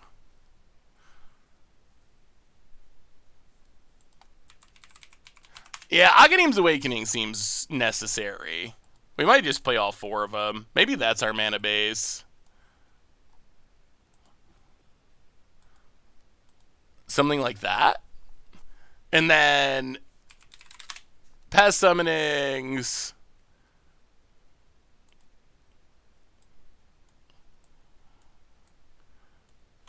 Necrotic Fumes, discard, removal. Ooh, clickbait? This could be a clickbait deck. I could see clickbait in this deck.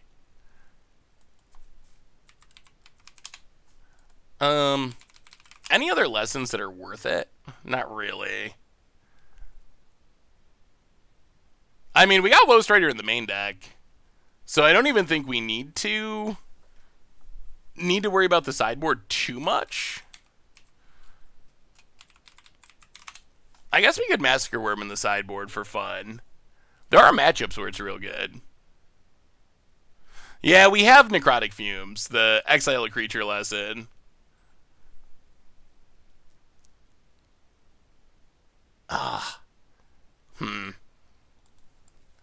Alright, we need a couple more sideboard cards. Village Rites I am tempted to find room for in this deck. Or just Plum. I think Plum is just better. Plum is just so sweet. It's sweet with Dramatic Finale.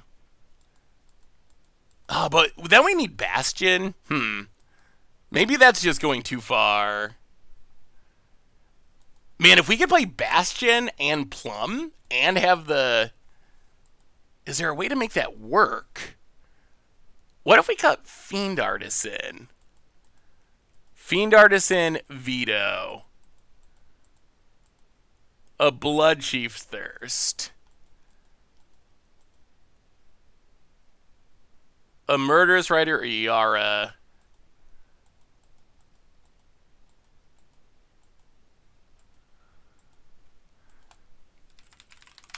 What about...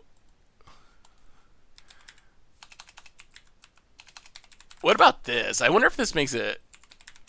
I wonder if this makes it better or worse.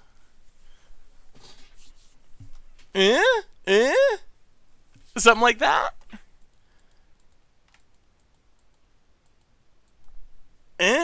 Good or bad? Cut a Gray Merchant? For the last bat. Alright, let's try. Oh, we gotta add sideboard. What else do we need in the sideboard? Yeah, we can put a Gray Merchant in the sideboard. Hey, see ya, Cryptic. Thanks for hanging out.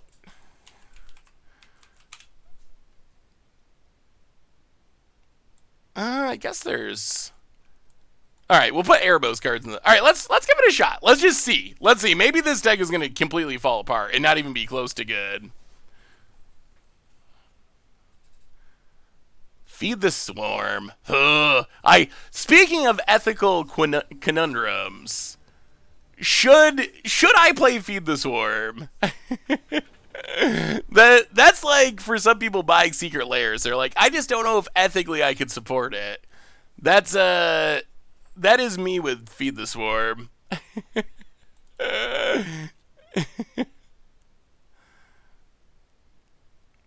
Phareka's Libation's not bad. Yeah, I mean, we should be really good at turning on Erebos. That's for sure. Oh no. Is our opponent also pesting? Oh dear. Are we going to hit lands? I feel like we need 25 lands in this deck. Opponent. Snarl. Alright. Play the land pass the turn. We're getting there. I mean, this hand has some 4-drop power. Woe Strider. Must die. I think our opponent is literally playing Pests. Oh. Bastion. Go. 4 drops come. Man, if we can draw a Gray Merchant, Gray Merchant, I feel like maybe we should have 5 Gray Merchants. Because Gray Merchant seems just so insane in this deck. I almost feel like we just have to have all the Gray Merchants, because the Gray Merchant is just going to be so insane. Well, Dramatic Finale. To ya. Yeah, I think next game we'll add in the 4th one. I don't think we can cut the Gray Merchant. I mean, I would take 6 if I could. Maybe 7. Ooh, opponent's Blexing. Huh.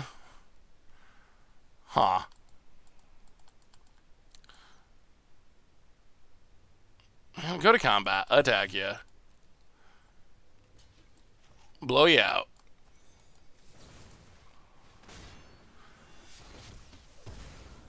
Kill the blacks. Kill the pest. Gray Merchant. Gray Merchant. This deck actually seems sweet. Dark Side. Welcome to the Fishbowl. Thank you so much for your subscription. Big super for you. Thank you, thank you, thank you. Did you realize that Plum draws a card even when you don't sacrifice anything? I didn't realize that at first. Like, you can just cycle it for 2 mana. That card's so good.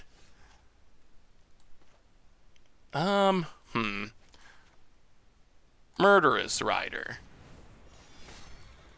Agadim's Awakening. Go attacking. And then we can Plum to find the Gray Merchant to win the game. Oh, Plum is going to be so good. It's going to make big flyers. It's going to be sweet. It's going to be sweet. I promise. Blux is solid in Reanimator deck sense. Fills your graveyard digs for reanimation spells. Yeah, it does seem like a good Reanimator card. Opponent, Blood Mage. Draws a card. Land. Passes. Well, Castle Lock Queen. Demogoth Titan.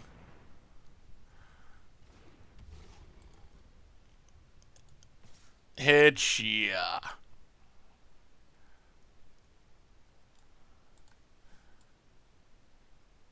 Actually, do we? No attacks. Let's just be patient. Pass the turn. What do you think about Big Plum the Forbidden into Jazzy's green side? That sounds pretty reasonable. I mean, that's one of the best ways to take advantage of the backside, I think. About it. Passes. Oh, play Eye Twitch. Oh, look at these synergies. Look at these synergies. Attack. Sack the Eye Twitch. Trigger. Get Pest Summoning. Opponent. Blocks.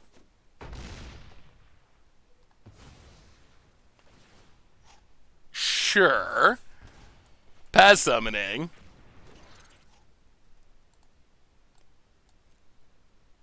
Pass the turn. Ooh, we are playing standard proper. Wait, what is this proper thing? What did I say with proper in it? It's not when it turn, it's one whenever one or more creatures die. So you do it multiple times a turn, but not in the same turn. Or not with the creatures dying at the same time. So you could village write something and then do it again. Eye Twitch. I'll play Eye Twitch. Go attacking.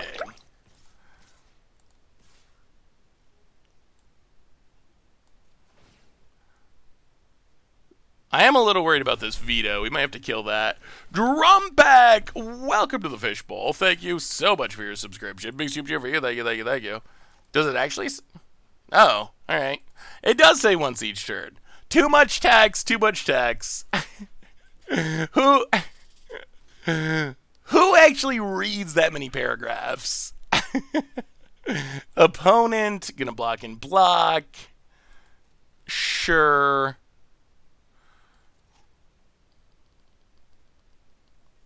Huh. Yeah. So, some good things happen, some bad things happen.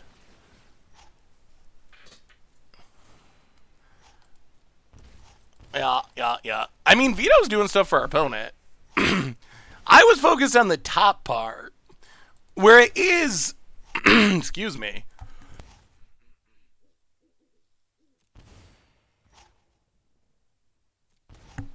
Where it is whenever one or more creatures die. But, yeah, apparently it says once each turn at the bottom, too.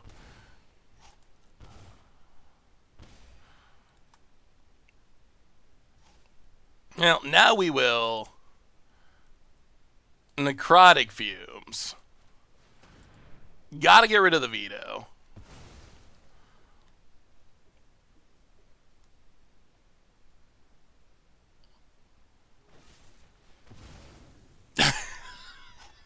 Sacrifices it to make a single pest.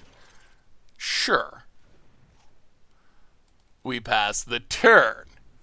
Opponent untaps.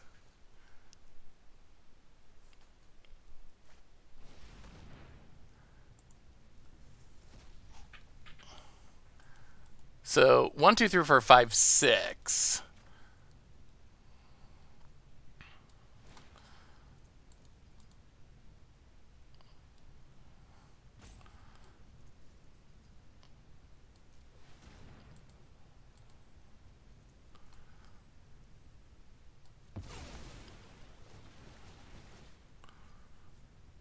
Wow, do we still die because of this? I think we do.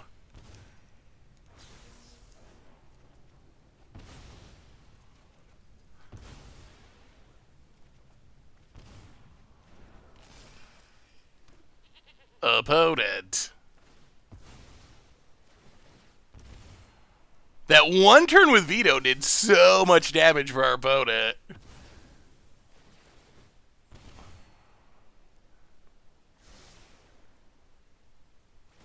Oh, yeah. We gotta have... Well, we're not dead on board. I guess if they're slow rolling another creature, which they could be.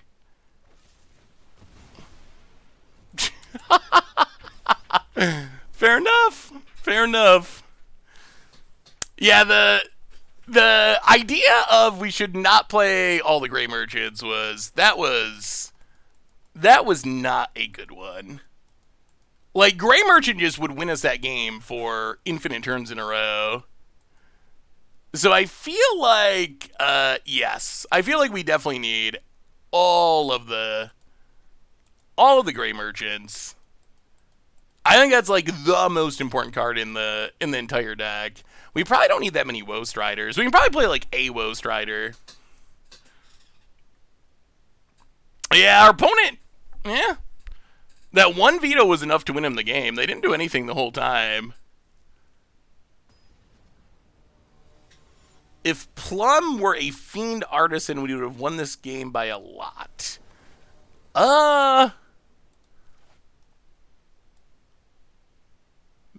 Yeah, it might be true. I mean, you can say that about a lot of things. If our opponent didn't draw their presumably one of Veto, we would have won that game by a lot. Drag's pretty bad. The problem with Drag is it never is turned on turn 2. So even though it's only 2 mana once you get going, it doesn't kill things early enough. And then if you cast it on turn 3, you're not spending all your mana. So it's a card that it looks like it should be super efficient, but it's way less efficient than it actually should be. Ugh, walk the plank. That one's not legal in Standard, so you don't have to worry about it. But you know what? You can keep your Dina for a turn. I can't imagine it's going to do that much. Get in, hit ya. Opponent down to 19. Pass the turn.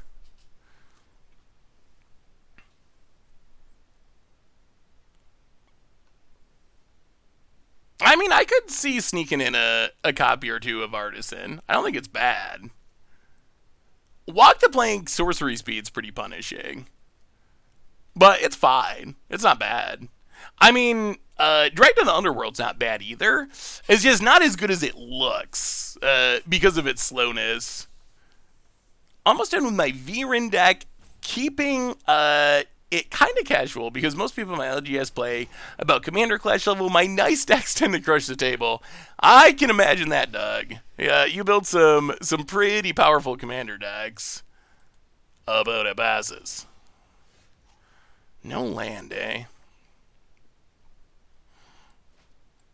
Go to combat, hit ya. We do need to draw land. Desperately. Yeah. Alright. Sack you. Find a land.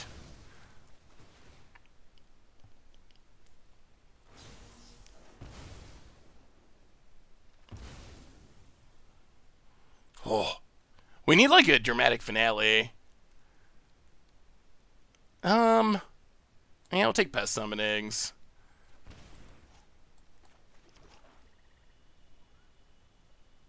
Hunt for specimens. Get a Necrotic Fumes. I mean, that was a pretty good turn. That was not bad. Boot it.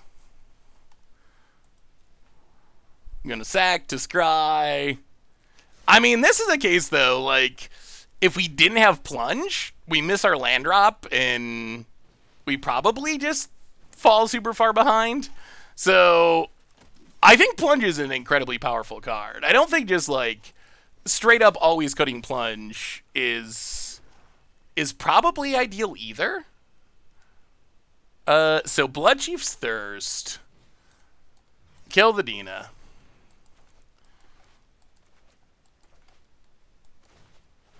Opponent's gonna sack it, go scry. I mean, this game we got Garys, and I feel like these Garys should be very, very strong.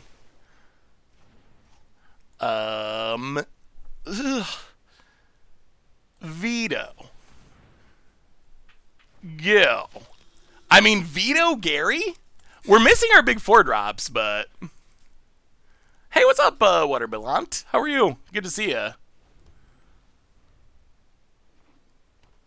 About it. Marauding Blight Priest. Interesting.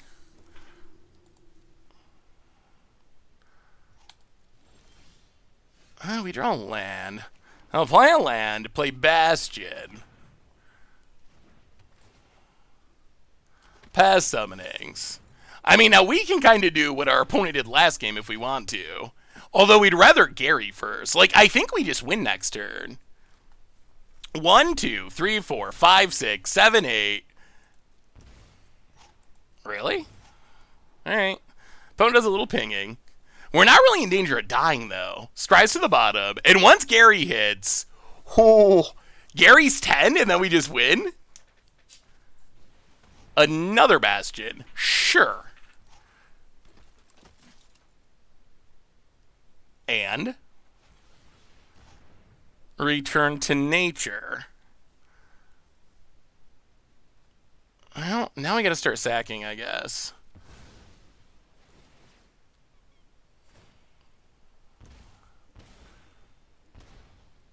Drain ya. Swamp to the bottom. Sack.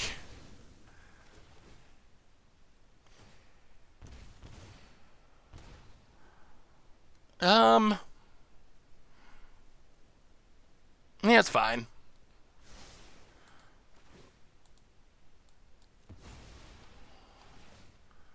Alright, gain a bit of life. Yeah, the Gary's gonna be super good. Played Locust God, 1/6, no ramp, no counterspell, impact tremors, party jace, Teferi's Angel's Insight. Yeah, that sounds brutal. Hey, what's up, JC? How are you? Good to see ya. Alright, so opponent answers Sebastian. Passes. Well, get rid of Woe Strider.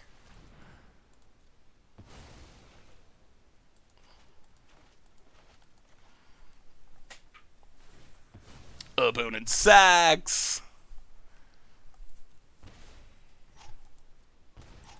Sure.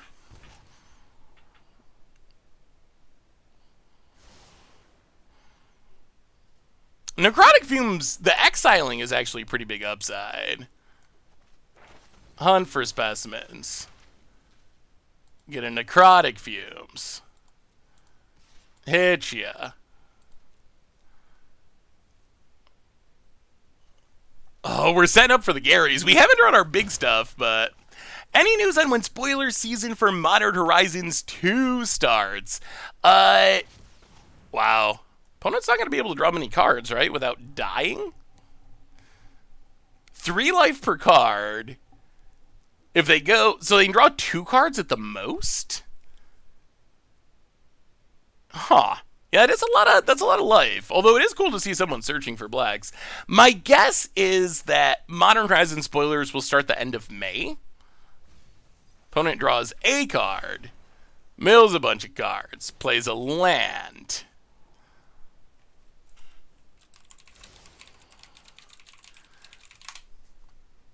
And, because release date is June 11th.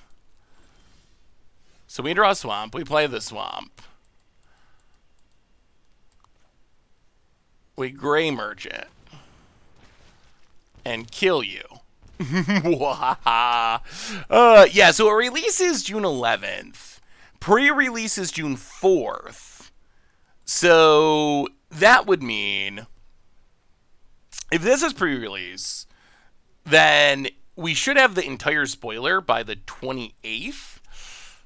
Wow. Jeez. That's not very far away, is it? Good God. My guess would be the 17th, would be the official start of spoilers. That's like 2 weeks. Didn't Strixhaven just release? I feel like we just got We just got done with Strixhaven. I feel like it just ended. I mean, I'm not going to get played because Modern Horizons 2 is one of the sets I'm most excited for. Oh, it's got to be. I'm planning on doing a review article about the first Modern Horizons. That's a good question. With Modern Horizons, are you excited about it or scared of it? I don't know if I believe him. I don't know if I believe that that's actually going to come to Modern. I believe Counterspell. I would be shocked if it wasn't.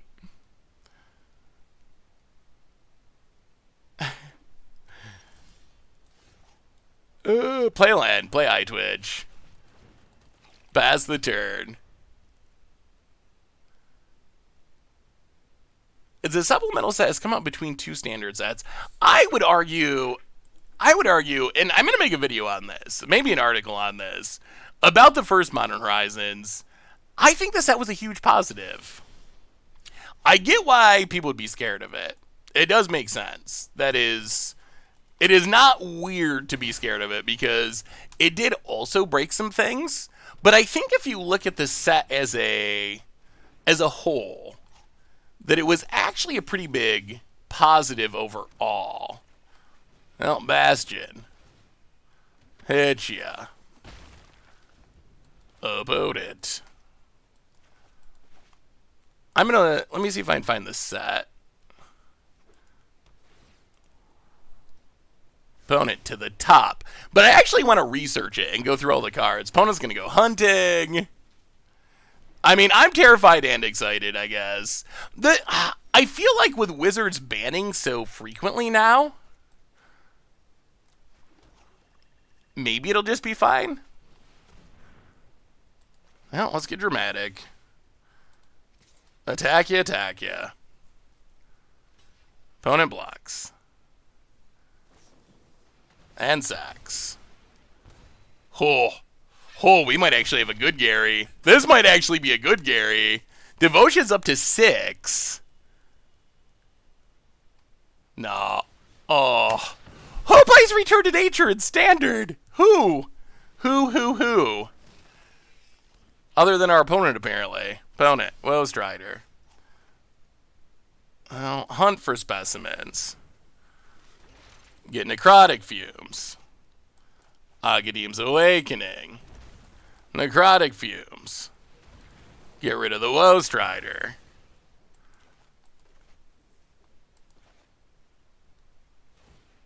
Wow. Opponent's cashing in the board. To the bottom. Oh, desperately sacks it all. About it. Yeah, board clear. Leaves one on top. Hit ya. Down to 20. Opponent finds another one. Well, we will plumb the forbidden. Sacrifice our board. Actually, I guess we gotta sacrifice one? Can we play the other iTwitch? What are the odds that we whiff on a land? So what we want to do, we got to kill the Woe Strider. The Woe Strider scares me. So what we want to do is, I feel like we need to kill the Woe Strider or we risk losing. Well, yeah, I don't want to rummage. So play iTwitch. Plumb the forbidden.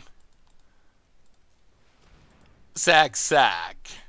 Oh, if we could have had our dramatic finale too, I think our Urza Planeswalker is a possibility.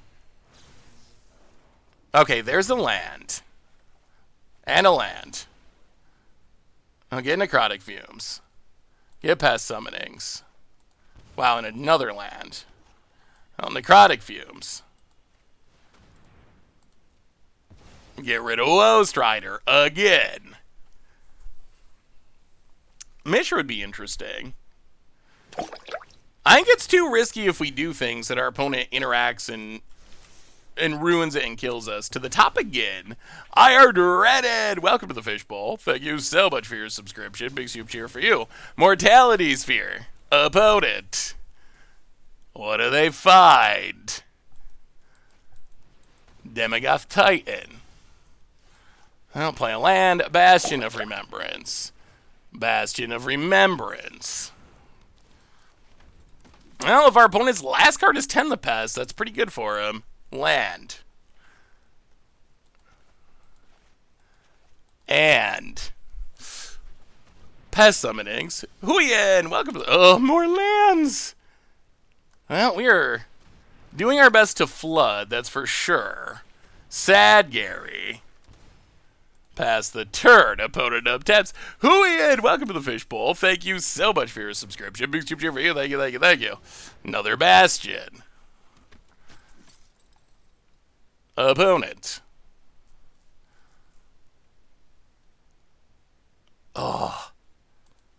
Yeah, that Return to Nature was very good for our opponent.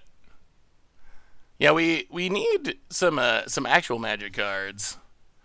Opponent attacks with Demogoth Titan. Sacks. Drains a little bit. Alright, real Magic card. Real Magic card. Real Magic card. Well, Hunt for Specimens is sort of real. Maybe we want even more Necrotic Summonings.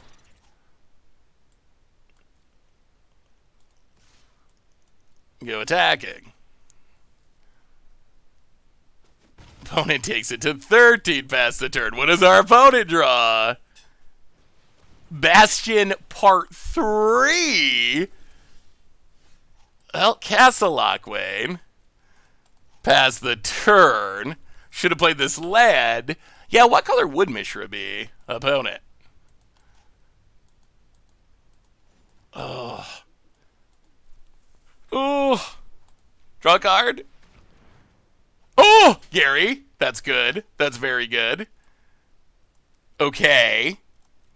I'll play the land. Play Gary. Drain ya to 7.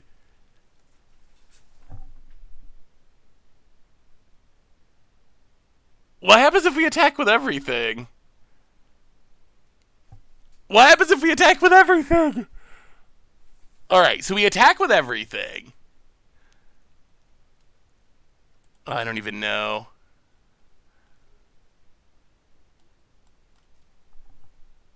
They block, but then their triggers are going to resolve first, right?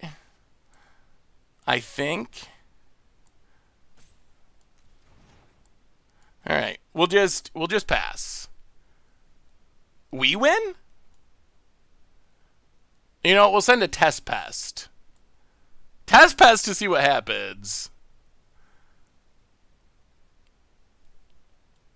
So wait, we have 2, they have 3, and they have the Blight Priest. I don't think attacking wins for us. Because they're going to resolve their bastions. Yeah. But if they attack us with everything, then our triggers would resolve first, right?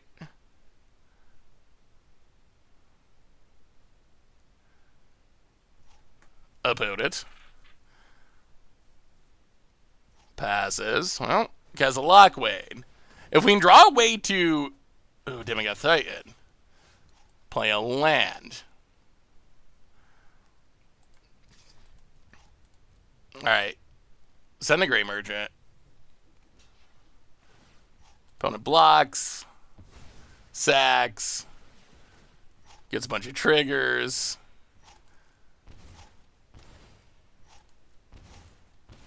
Oh my god. Yeah. So a bunch of things happen. Grey Merchant dies.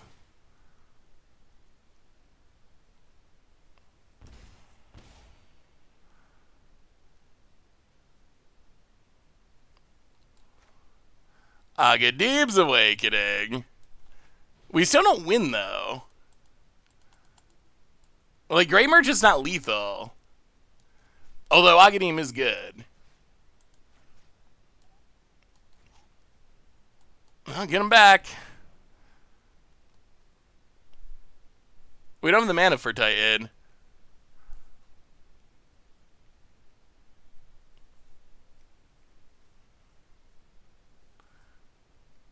opponent. True Immortality Sphere drops to 2. What a weird game. Up.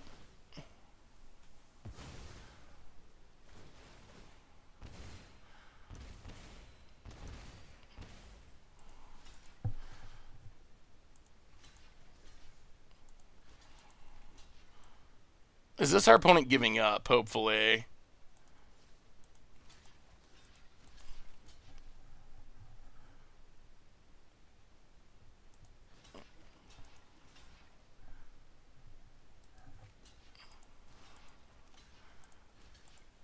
We just want our stuff to die, right?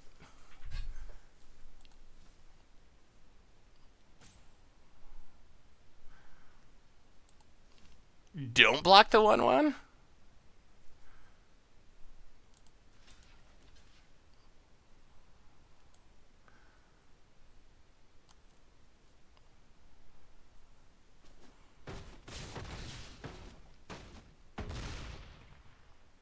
I think our opponent's giving up. Oh. There we go. All right, that was wild. It worked though. It worked. What a weird, wild game. Okay. We'll add in the Fiend Artisan. The Fiend Artisan argument was a good one, but that actually felt kind of sweet. And our opponent had. The deck worked. It did.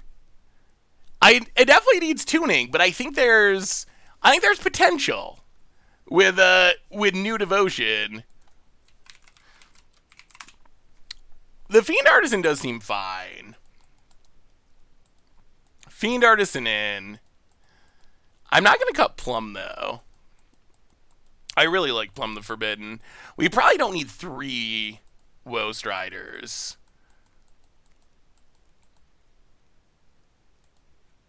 Maybe something like that? Oh, yeah, we definitely want the 4th Merchant. And I kind of, in that matchup at least, the Necrotic Fumes actually felt really good. I feel like Necrotic Fumes is good enough. Has anyone tried Necromentia-ing? Has anyone tried Necromentia-ing to fight against Emergent Ultimatum? Is it good enough? Maybe something like that. If you want to blow people up with Gary, I feel like more Veto would be nice. Yeah, Veto's not bad.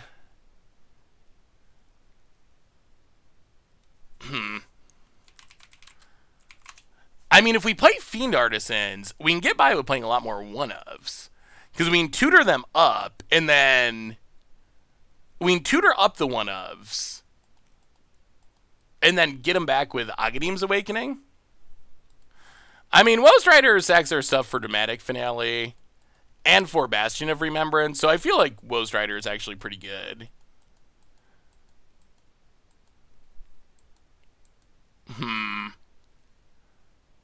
Have you seen modern Mono Red Burgi Hollow One Storm deck? I did see a deck list of it. I actually feel like Iara is pretty good. We haven't drawn Iara, but Iara seems like it should be insane if we find it. All right, let's give it a run like that. See what happens. Oh, so we were talking about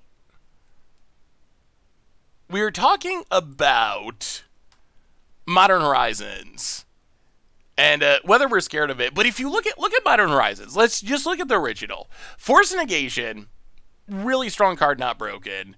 Renin 6, broken. Urza, broken. Hex Drinker, cool card, not broken. Maybe keeping some decks like Jund around. Seasoned Pyromancer, created new decks. First Sliver, people have memed around with it. Same with Morophon, good commander card. People have done funny things with it. Ranger Captain has created new decks. Yawgmoth created new decks.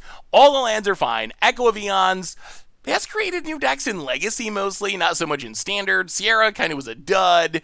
Unbound Flourishing hasn't really caught on competitively, but a good card. Giver of Runes has kept like Taxes decks being a thing. Coatl has proven to be very strong. I feel Plague Engineer, really strong sideboard card. Same with Collector Roof. Goblin Engineers created new decks. Cloud Shredder Sliver keeps slivers going. Cordial Vampire. Vampires haven't made it, but it is an improvement for those decks. We saw Ninjas be a thing for a minute, thanks to stuff from Modern Horizons. Unsettled Mariner keeping tribal decks around. So I feel like overall, if you look at the huge picture of Modern Horizons, I see it as a huge win. Like Lightning Skelemental also created an entirely new archetype. Crashing Footfall, new archetype. So I feel like a huge percentage of Modern Horizons was actually really positive. Like, it was cards that were good enough to see play in Modern. But they were most... Ephemera is another one. Soul Herder is another one. Yeah, we didn't make it that far down the list. The Zombie that draws cards when things die has created decks. Weather the Storm has been an important card. Like, there's so many cards from this set that I think are a huge, like, munitions expert even, for goblins. That's part of goblins being a thing. So I feel like in general, so much of this set was a positive. My hope is this time around, Wizards can have all the good aspects of this set. The interesting reprints, all the, like, build around, add new archetype to the format cards. Even, like, King of the Pride and Cats were kind of a thing. But leave out the few broken cards. Like, if they didn't have Hogak, if they didn't have Renin 6, arguably, Urza, arguably, although maybe that was just Mox Opal being busted. But if it wasn't for, like, 3 or 4 cards, I feel like most people would consider Modern Horizons to be maybe one of the best sets that Magic has ever made. Like, I feel like it would really be considered, wow, look at that price spike. But I feel like most people would consider it to be one of the better sets in Magic. But the few broken cards have kind of pushed it down in the rankings. So hopefully Modern Horizons 2 is Modern Horizons 1, but without the, like, 5 cards that cause problems. Yeah, Force of Negation, I'm still kind of rooting for Force of Will, honestly. I don't know. Maybe that would be a disaster, but I kind of want Force of Will or like Force of Essence Scatter. Like maybe Force of Negation that could hit creatures would be another interesting option, because there are a lot of creature-based combos in Modern. So while that sounds fine. So while Force of Negation does stop some stuff, it doesn't stop other stuff. What about just okay? How about this? Force of Will, but with Force of Negation's restriction that you have to cast on your opponent's turn for it to be free. Nesmith for the 52nd month. Modern Horizons minus 4 or 5 cards was a great product for Modern. Here's a list I've been playing in Historic. Ooh, let me take a look, Naz. Oh. Yeah, I haven't gotten around to trying out some of the more controlling style decks, but Torrential Gearhulk seems to be on the rise with Magmobus. Lorehold Command's an interesting one. I haven't really seen too many Lorehold Commands, but that seems really good with Torrential Gearhulk. I like it. That looks sweet. Well, Force of Negation only hits non-creatures. So I want a way to stop the creature combos, essentially. Because if you look at the Modern metagame, I would argue that creature combos, especially at this point, are actually just more heavily played and more important than non-creature combos. Like, if you look at the metagame, Heliad Company, straight up creature combo. Hammer Time is a pretty creature-y combo. Blitz, I guess, is just like a very all-in aggro deck. Amulet Titan, another creature combo deck. I feel like I might be missing some other ones. Boggles is sort of creature combo-y. Their combo is like the hexproof creature. So I feel like something to deal with the creature combos in the way that Force of Negation does would actually be a positive. So maybe just Force of Will with the Force of Negation restriction. So it's harder to use to protect your own stuff. Like, maybe that would just solve it. Ugh, is this Grixis control? Interesting. Apparently we were up against Crim. I guess if there's good news, it's that we have drawn a ridiculous number of lands. Acquisition? What is this deck doing? I have, like, no idea what our opponent's deck is doing right now. Literally none. Well, play a land, hunt for specimens.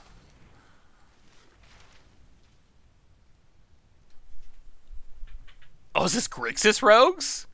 Is that a thing? Ooh. Grixis Rogue sounds miserable.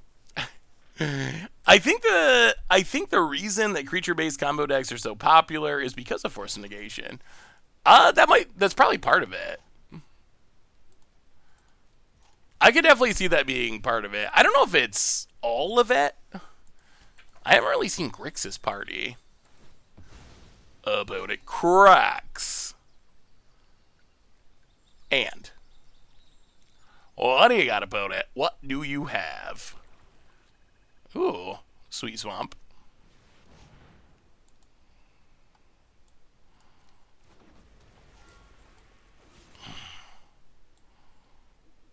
Oh boy. I'm assuming this is Saw It coming and we're gonna cry. Yeah. Oh, so it's just Grixis. It's just Grixis control. About it. Gives attacking.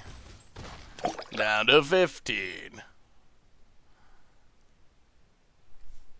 Heartwood MTG! Welcome to the Fishbowl. Thank you so much for your subscription. Big super cheer for you. Thank you, thank you, thank you. Let's try this again. Give our opponent some more mana. Well, at least we eventually ran them out of counters. I guess that's good. We are at 10, which is not good. Yeah, Ghoststrand Dragon is a pretty powerful card. Once the most historically broken sets in the history of... Crud. Well, that is most likely game. Once we lose the historically most broken of all time stuff, Goldspan Dragon is probably going to be one of the best cards in the format, I would assume. Yeah, alright, well, sometimes they draw a lot of big flyers and have a lot of counters. The podcast goes up as soon as the stream ends. So, little over, around a half hour from now, once we finish up the stream. Mondays I do stuff in the morning, record the podcast, immediately jump into the stream, and then when the stream wraps up, I upload the podcast. This week's episode's a good one. This week's episode has super special guest Andrew Cuneo, and yeah, it's a super fun one. Hey, what's up, Elprof? So yeah, it'll be up in a bit once the stream's over. Yeah, wasn't it a good one, Nietzsche? Oh, I forgot you did the editing. Yeah, it was. Cuneo was a great person to talk to. Super fun conversation and really enlightening. If you've ever been like wondering about, so you're playing standard as of now. Yeah, we're playing standard today. I felt bad that we had basically not played any standard with a new set releasing, so I figured, and plus there were some cool decks I wanted to try out, so today is a standard day. Although I don't think we're going... This is just straight up Grixis control. Well, you're into that. Although, I don't think we're going to play a ridiculous amount of standard going forward until rotation, or until we get more new sets. My guess is the next month or so... Alright. My guess is the next month or so, we will... Wow, we're going to lose to this Demogeth thing, aren't we? We will probably play a lot of Historic and Modern. And then once we have Modern Horizons, we'll play a lot of Modern. And who knows, maybe Wizards will just rotate the set early. I don't want to give away anything about the podcast because you should listen to it, but we also got to talk to Cuneo about his thoughts on like design stuff and rotation and bannings, and got into a lot of those topics. And he had some really interesting answers. Any chance of Pioneer this month? Ooh, maybe. How much Strixhaven have we run into today? We played against another person that was trying to play a Pests deck. But, I mean, it's standard is what it is. Eldraine is a historically broken set. And, it is hard for sets that are not historically broken to compete. Also, like, that's a weird thing about Standard is, yeah, Kunio's super interesting. Super fun person to talk to. I feel, so, Standard, we got this. Here's what we got in Standard. We have a set that will go down as the most broken set Wizards ever made. I think it really will, in Throne of Eldraine. And then we have a mechanic that will go down, already has gone down, as the most busted mechanic Wizards ever made in Companions. And we're just kind of waiting for those things to leave. Like, yeah, Companions got powered down a little bit with the errata, but we've still been playing against them for a long time now. So I think that Standard's just in this like holding pattern where it's just like, okay, we know this stuff's busted, we know it's really good. We have ambitious souls like ourselves that are trying to Strixhaven, but I think we're just waiting. We're waiting for the rotation to get rid of those cards. The good news is I feel like Standard's going to be sweet after that. Like, once those cards are gone, like, Zendikar Rising seems decent, Kaldheim seems decent, Strixhaven seems decent. I don't think that's going to lead to massive bannings and so forth, so we just gotta wait. We gotta be patient. There are only 2 companions in Standard that see any play. So opponent's gonna be countering our stuff like a jerk. Oh, we'll go attacking.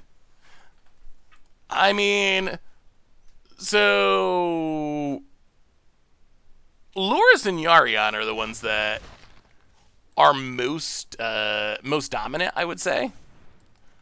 But there are Jingotha decks. I mean, we have a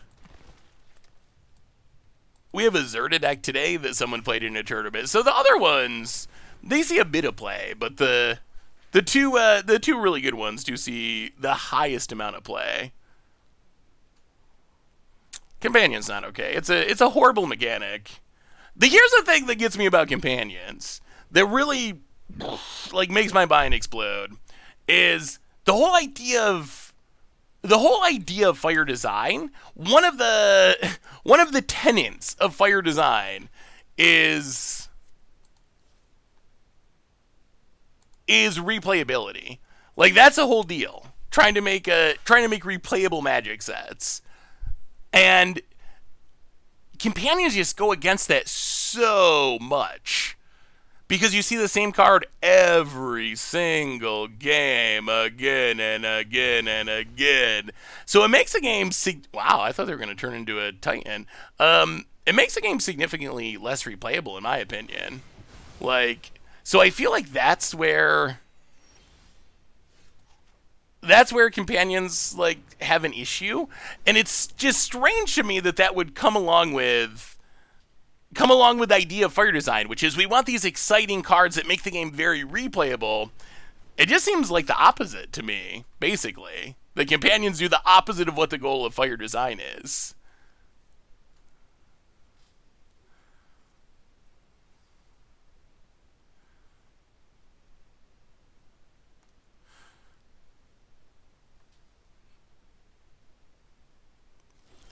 Yeah, I saw the Titans Nest list, although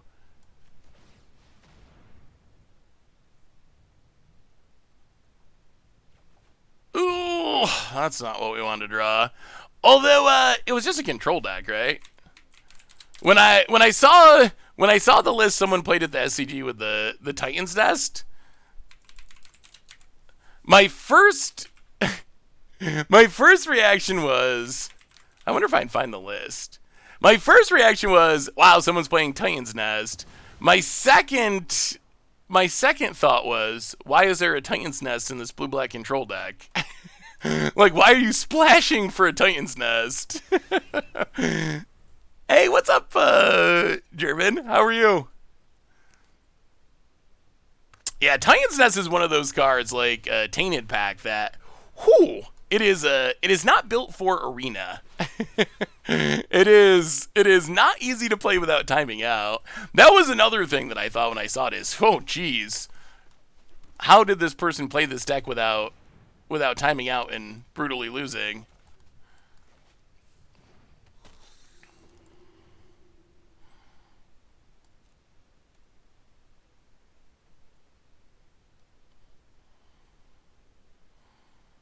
Hmm.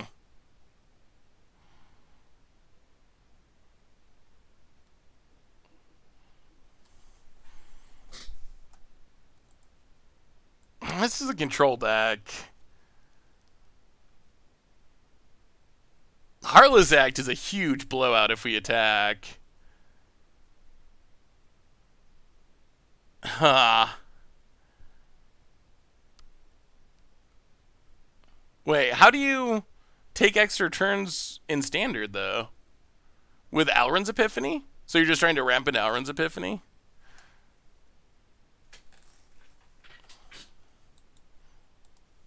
Uh...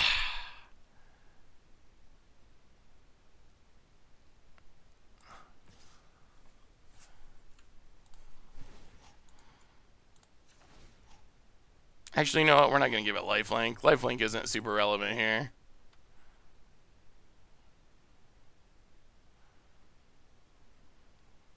Yeah, it looks like they have it.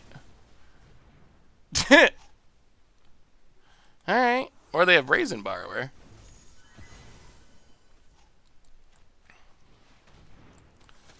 Pass the turn. Opponent.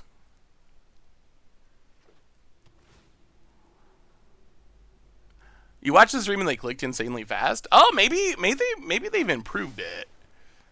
Well, last time we tried Titan's Nest, the issue that Titan's Nest had was kind of like the animation. So no matter how fast you click, it's like it takes a couple seconds to exile a card, or a second or something. And if you're trying to do it a bunch of times, whew. Well, there is old Busty, Goldspan, down to 18. Opponent. Passes. We draw more Demogath Titans. We play a Demogath Titan. It gets got by Saw It Coming. Ooh, it does not. Alright, well, go to combat. Attack you.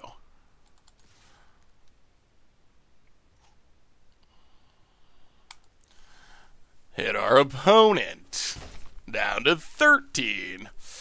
Opponent probably has an extra turn spell. Okay, it's Behold the Multiverse. Yeah, opponent's definitely Crim. Very much Crim.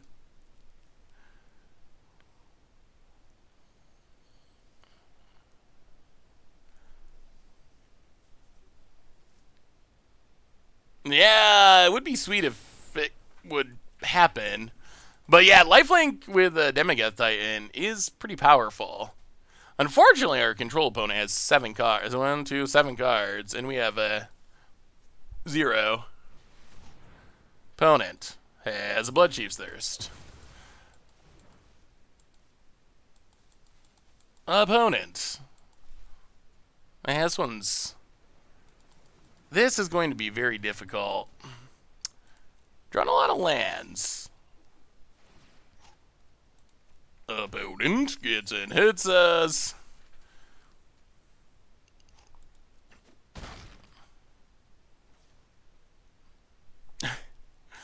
I mean, it's Grixis Control. That's a very Crim deck.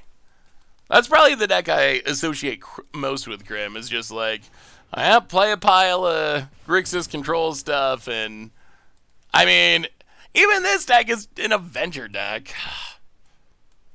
I mean, that's a pretty good example of like just how insane Bone Crusher is when your random control deck is splashing it just for fun. Well, attempt to kill a Goldspan Ooh, it actually worked.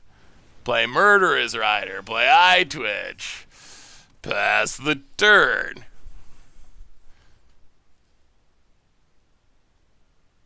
Dragon's too aggressive for Grim? That might be. Use equipment from Theros for lifelink. Well, I mean, I don't think we actually care that much about giving the Titan lifelink. Like, it's nice when it happens, but I don't know if it's something we're actually really trying to, like, build our deck around, so to speak. Well, let's try again. Block, block. Opponent. I mean, we've almost gotten through. Our opponent just had 7 cards in hand. So we've almost gotten through our opponent's hand. All right. Bone Crusher down. It's kind of like 14 cards in hand because each card is 2 cards. So I think they actually had 14 cards in hand, but we're down to like 6. Yeah, as soon as the stream finishes, I upload the podcast. So the podcast, we probably do one more match after this grindy Grixis control match, and then I will be uploading the podcast. So it's coming. It's coming. It's coming. Pest summonings. Eye Twitch. Pass the turn.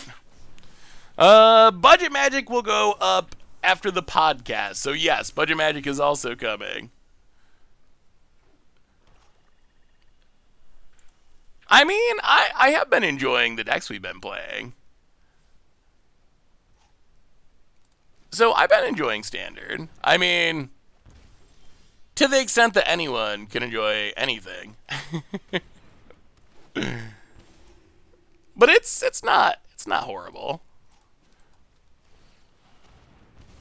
Whew, Great Merchant. Great Merchant is also not horrible. Eye Twitch is holding down this Brazen Borrower.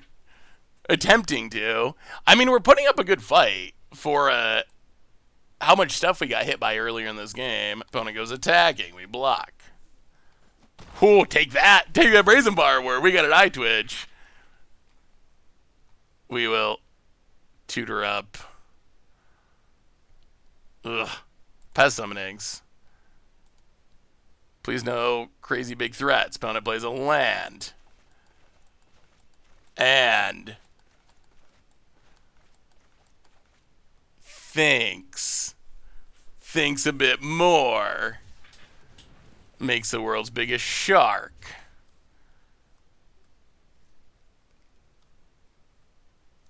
And also a Croxa. Wow. Okay, well, those were 2 very good cards for our opponent to have.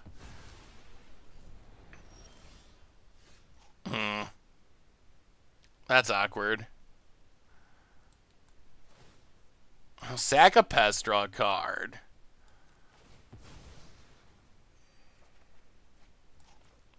Bastion. Gray Merchant. Oh, pass the turn. Oh, opponent.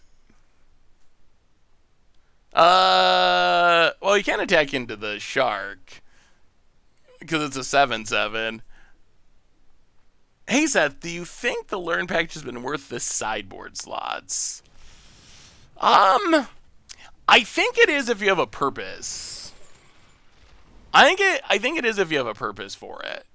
I think there's enough synergy that it's worth it. I'm not to the point where I think it's worth it just to try to jam learns and lessons into every random deck just for value. I don't think that's worth it, but like our deck cares about making a bunch of tokens for like Demigoth Titan, free Aura. So we have synergies for it. In those scenarios, I think it's actually gotcha. Try to control us, will ya? Gary's got something to say about that. Wow, maybe we're gonna beat this deck. Okay. Good timing for Gray Merchant. Oh. So we got discard. We probably need this other Plumb the Forbidden. Maybe Veto's just bad. Like, Dramatic Finale seems good. Veto might just be bad. Yeah. Alright, we'll go down to one Yara. Let's try it like that. That is kind of what Gary does. I feel like Devotion's got potential. We gotta explore more Devotion decks. The quad-colored 4-drops, I feel like those mean Devotion has potential. Hey, Jude, how are you? Good to see ya. Alright, can we take down the Crib Control deck? Well, I mean, hopefully we hit another land or two, but this hand seems fine. We got stuff for our opponent to stomp, into Yara, into Demigod Titan, Bastion to punish removal a little bit. Krim does videos for Goldfish. If you've watched Commander Clash or the MTG Goldfish YouTube channel, hey, what's up, Sputnik? You probably have seen some Krim videos, but he tends to do some more controlling decks. That's kind of Krim's play style, I would say. Oh, come on, no Bone Crushers. No Bone Crushers. No, no, no. None of that. He basically is the son of Bolas. Opponent, pathway, and passes. We'll play a land.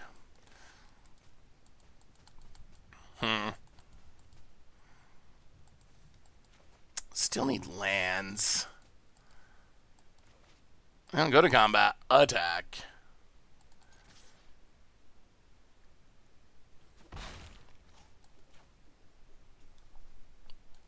Bastion, I guess?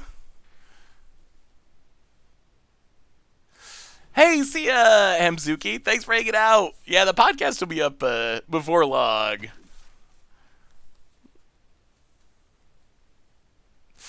Oh, I mean, I like logging people out of the game, but I'm not a Dirty Teferi player. There's a difference. I'm a very nice Blood Moon player. Krim's a Dirty Teferi player. Hey, what's up, T-Marks? Good to see ya. I will see what I can do, Jude. Well, no land again. Still awkward. I'll play Eye Twitch.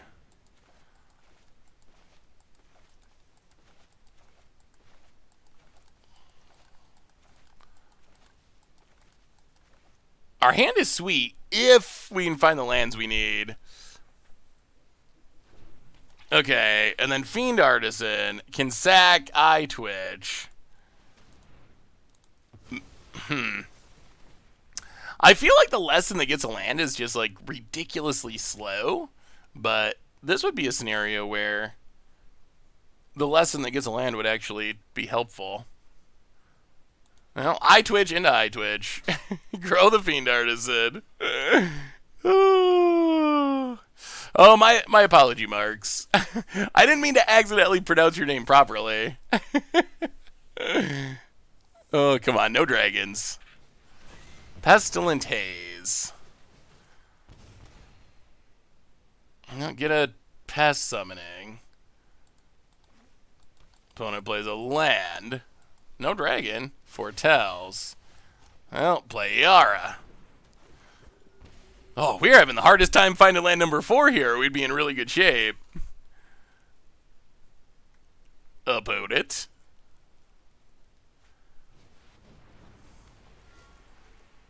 Sure. Of course. Yep. Because then it says. Yeah. Still has counter mana because of old Busty. Not a land. Actually, the absolute worst possible time to draw that. Pest summonings.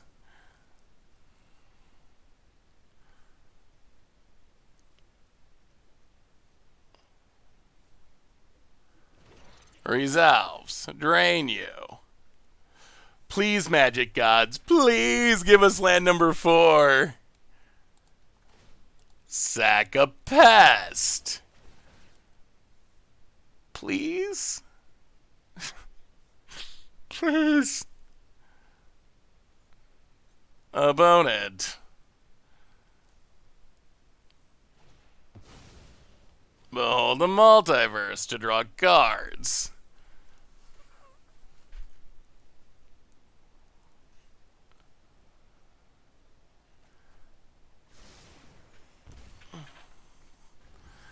That's not a land. Opponent. If you're missing a land drop, the land lesson is basically an upgraded rampant growth. I mean, I guess that is a way to look at it. I mean, it would be good in this scenario where we have a handful of action, but 3 lands in our top 15. Opponent gets in with the dragon. Hits us.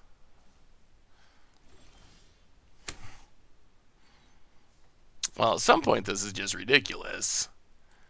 Go to combat. Attack. Opponent takes it.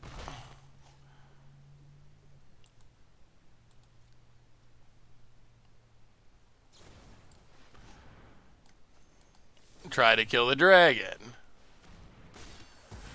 Oh, it works. We don't have to discard the hand size. I think it's actually 25. I'd have to double check. I'm pretty sure it's 25 though. Opponent. Down to 16. Ouch. Well, and it is a land, so we can't complain too much.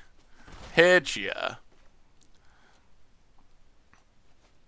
Agonizing Remorse ya.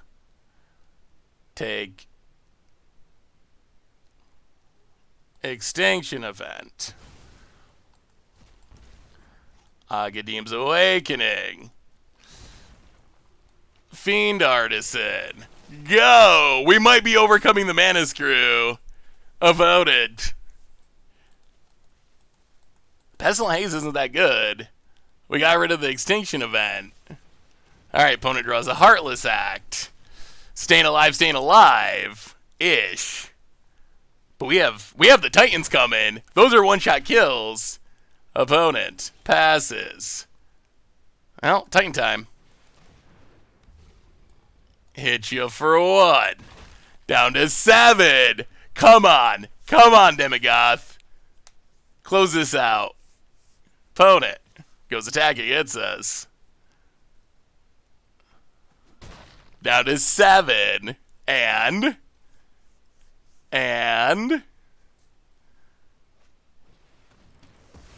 eliminate. That's not gonna do it. Oh! Overcoming the control. Wow! We're stuck on lands all game, but this deck's been working. Aren't we 2-0 with this deck? I think we're 2-0. I think we broke standard. Alright, one more,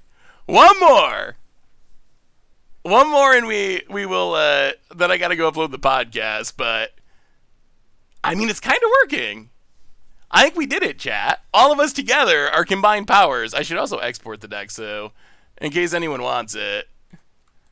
But I think our weird mashup of devotion and learning lesson and sacrifice stuff, it seems like it kind of came together.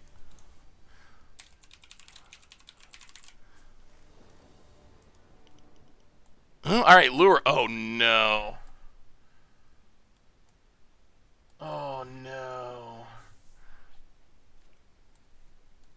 That means it's rogues, right? Huh. Well, I will say, as much as I don't like playing against Yari on decks so often, I don't really mind the archetype. Like, Emergent Ultimatum's a 1-card combo. It's busted, blah, blah, blah, blah, blah. But it's not actively, like, obnoxious to play against. On the other hand, rogues, I find incredibly obnoxious to play against. If we could have picked all the all the possible matchups for our potential last match, this would have been, I think, literally the last one I would pick. But maybe these Woe Striders will be good enough. Go to combat. Like, do we even attack? They're just going to flash something in, block it, and blow us out. But if we don't attack, how do we ever win? Bastion of Remembrance. About it. Let's it go. We get a 1-1. Yeah, I mean, Woe Strider gives us a shot. Being able to exile cards from our graveyard. Opponent. I think that Rogues will be gone at rotation. Even though... Well, go to combat. Attack.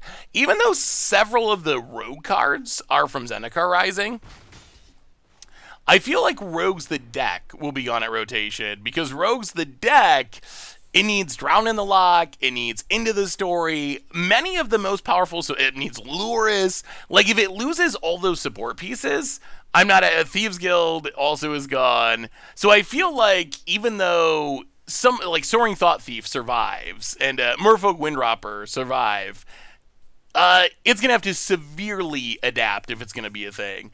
I'm thinking that Rogues will probably be a supported type in D&D. That's a D&D thing, right? Isn't Rogues like a D&D thing? So I would assume that it'll be a supported tribe in the D&D set, and then maybe we have a new style of Rogues deck that is not exactly the busted Eldraine version. I actually think, like, if you had the current Rogues, and you didn't have Luris for inevitability and a million, like, 4-mana draw fours because of Eldraine, it would probably be fine. Favorite Velvet Underground album? I mean, Velvet Underground and Nico, I think, is probably my favorite. Although, shout out to White Light, White Heat, which is an album that I really enjoy. I don't think it's as good as Velvet Underground and Nico, but it is a really good album that is potentially underrated. I don't go to combat, do some attacking.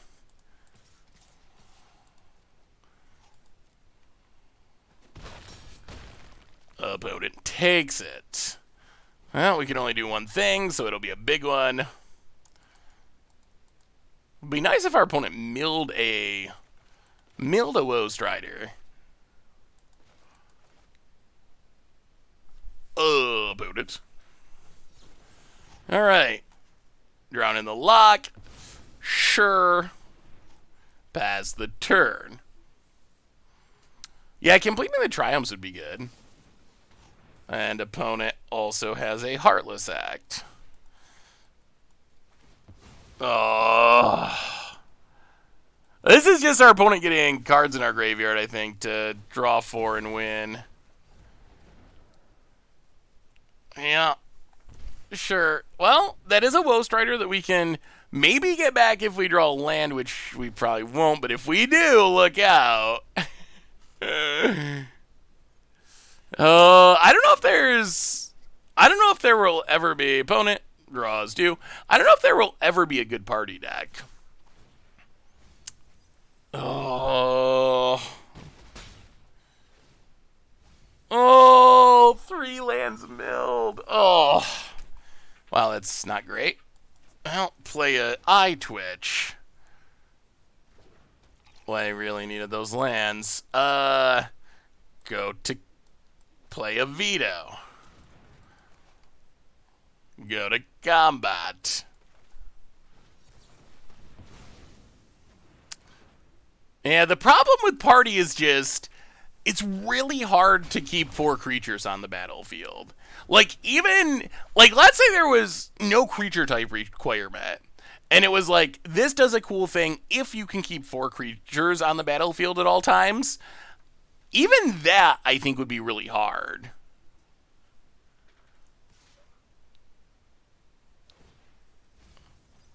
Opponent mills some cards.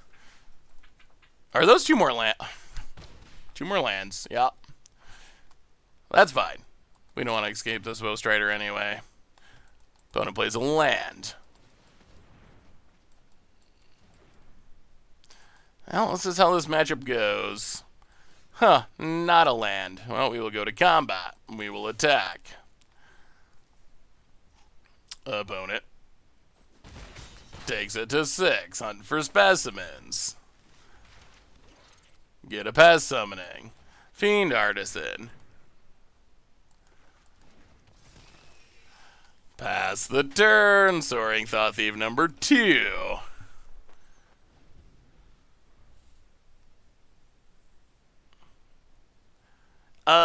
Party wants to be a White Weenie style deck with a bunch of 1-drops, but Love Struck stonewalls those, and that's why White has to use Maul. Yeah, I mean, I don't know. I guess Bone Crusher Giant and Love Struck Beast kind of control the entire format. I don't know. I still think that Party is kind of along the lines of Mutate, where it's neat and it can do cool things when it goes off, but it's just, my opinion is it's just a mechanic that the way the actual mechanic itself is designed is just not especially designed to see play in like top tier constructed decks. Wow.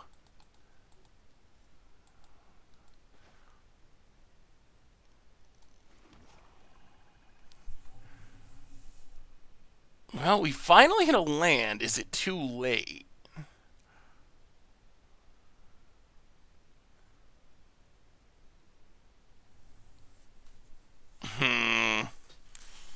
Yeah, but Woe Strider's not lethal, right? 1, 2, 3, 4, 5. Oh, so we sacked that. 1, 1, 2, 3. Yeah. I mean, I guess we can just go for it and hope our opponent doesn't have interaction. I don't think we should attack. That seems like it's probably going to go poorly. Well, let's give it a go. Sack a token. I think a bounce spell of any type, like Brazen Borrower, beats us. Oh. Heh, just kidding. That's right. We went down to 1 Woe Strider, so we don't have, yeah, that doesn't work anyway. Alright. Well, yeah. I mean, I guess that's a punt. Although it's also that we just keep changing the cards in the deck. Ugh, yeah. I mean, the odds of us attacking with Woe Strider Escape would have been lethal. Yeah. I mean, that's assuming that our opponent has nothing after drawing like 10 extra cards, but yes. If the Rogues deck had no interaction and was completely shields down, then that would have worked. But we are playing against Rogues, and they always have interaction, and they are never shields down. So in practice, I would be pretty shocked if the Woe Strider just came in.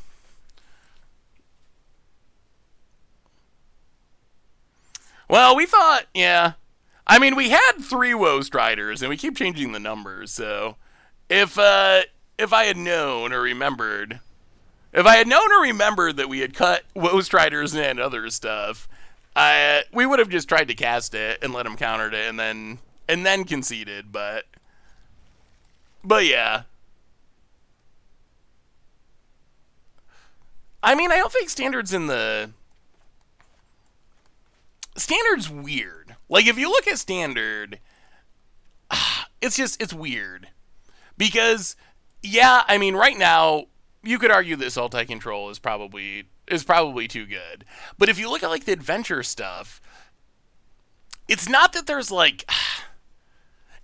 one deck that's like dominating the format. Discounting, arguably, like, depending on the week and the time, the Emergent Ultimatum deck might be. But it's more than just like Bone Crusher Giant, Love Struck Beast. These like cards are just dominating the format. So it's not one of those cases where, like, in the past, you're like, okay, Fires of Invention is breaking everything. it should, we got to get rid of it. Or wilderness reclamation is breaking everything. We got to get rid of it. So in the past, those were kind of the kind of mistakes that were happening or the issues we were having. But now it's kind of just like these cards show up in every single deck. So there's a wide amount of variety in the context of if you're playing Lovestruck Beast, Brazen Bar, where like if you will play all the adventure cards, you can back them with a whole bunch of different things. I don't know. I don't know if that counts as like brews in my opinion. What I would consider to be a brew, but you do see it with like pro players. They're like, ooh, someone added Elrod's Epiphany to Adventures. Like that's a pretty sweet new brew that we, had just never seen before. Which, from the perspective of someone who like tunes decks and that's kind of like their play style, that probably does count as a brew. When for me, I want to see something like, wow, we've never seen that before. Or wow, that's a whole bunch of Strixhaven cards that are working together really amazingly. That Thieves Guild Enforcer is annoying. That actually just shuts down our Demogoth Titan. Opponent. Passes. Well, agonizing remorse. We gotta know what's up, because if they can mill, then they eat Demogoth Titan with Thieves Guild Enforcer. Alright, they just have a Drown in the lock.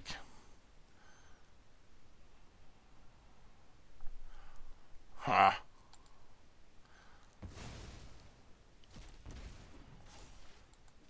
And that turns on the Dark. We'll play a Veto. Pass the turn.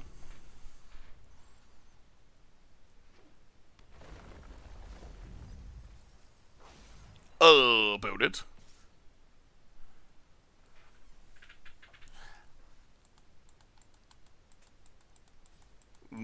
Passes.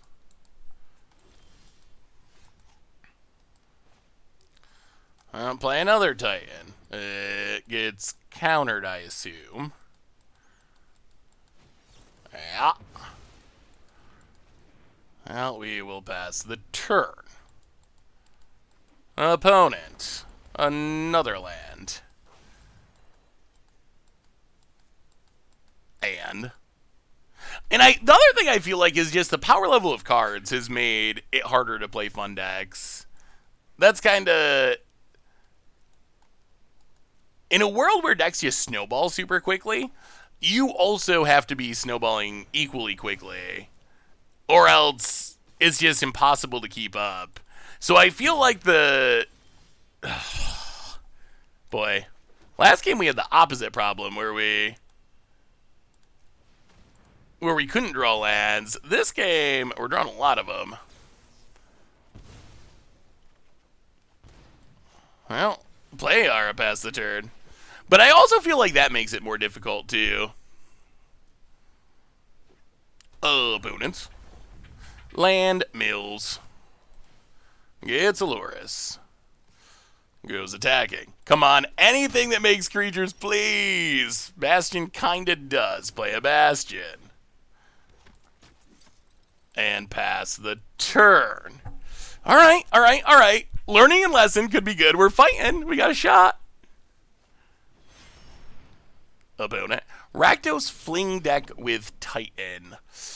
You'd probably have to do some work because 11 is just not really enough to be lethal with Fling most of the time.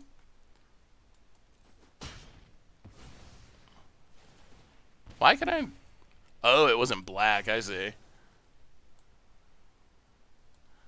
Well, kill Luris. Gray Merchant. Drain ya. Pass the turn. We're fighting. We're in it. You could try to like copy the Fling. We had a Fling deck that we didn't get to today because we just kept playing this deck, but it was I'll show it to you after we finish the match before he's oh no, land. Ugh. Down to 5 opponent. This is a matchup where Mo or Woe Striders would be good. I'll play a Fiend Artisan.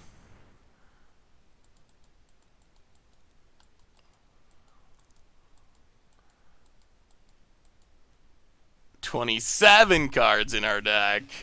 I mean, that is a creature. That is technically a creature.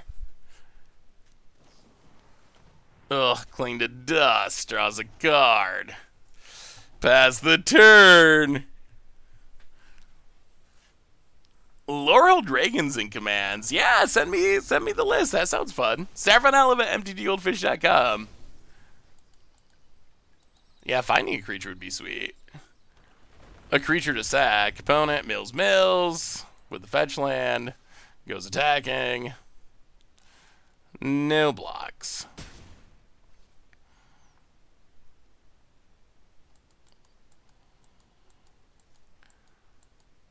Oh. Finds I could. Oh! I will say that I think this deck is like. Mathematically, it doesn't matter, but it is incredibly infuriating when you play against a deck like this because even though you know mathematically it's not real, and they could be milling. The mill is random, so you never know. But it does feel like, oh my god, they just milled all my action. Now I'm drawing all these lands. When really, the lands are just lands. Like, the cards that you draw are the cards that you draw. That's not actually how it works statistically, but I still have 0 Velomachus's. Oh, well, I guess that's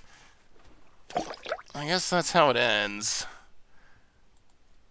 Disappointingly. Opponent gets to draw a card. Fleewee! Welcome to the Fishbowl. Thank you so much for your subscription. Big soups here for our new subscriber. Opponent, they are not drawing just lands. That is a heartless act.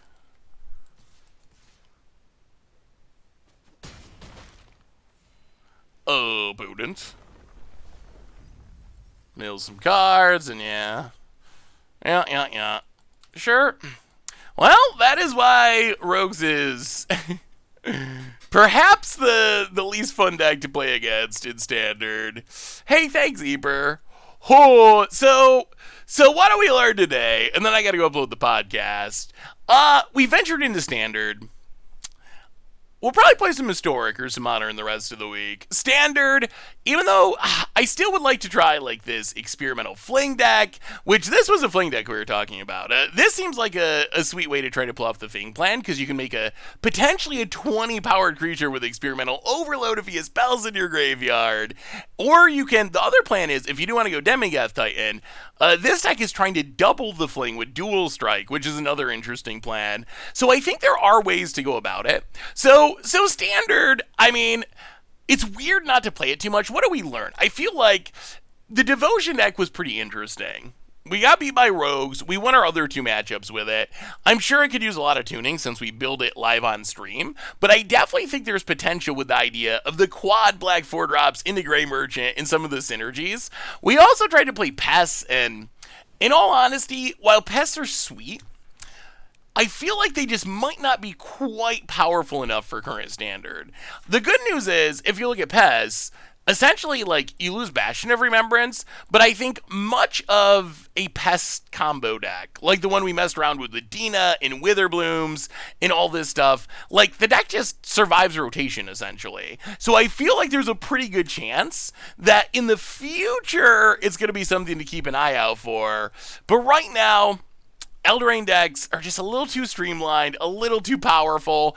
I think it's like a fun casual option, but I don't think we're to the point where Pests are going to take over Standard. In the future, perhaps, hopefully.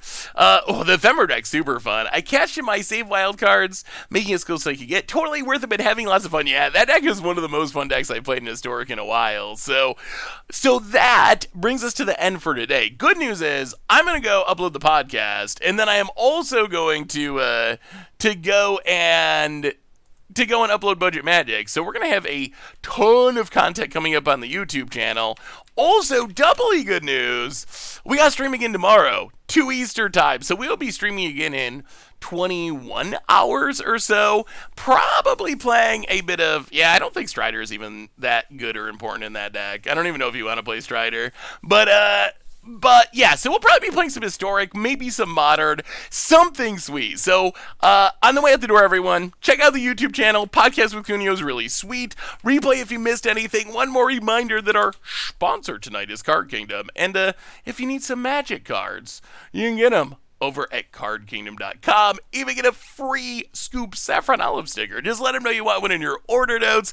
Most importantly, thank you to all of you. You all are amazing and awesome. Thanks for hanging out for some Standard today. We will be playing something tomorrow. So until then, everyone, have a great night. Thanks for being awesome. I love y'all, and I will talk to you soon.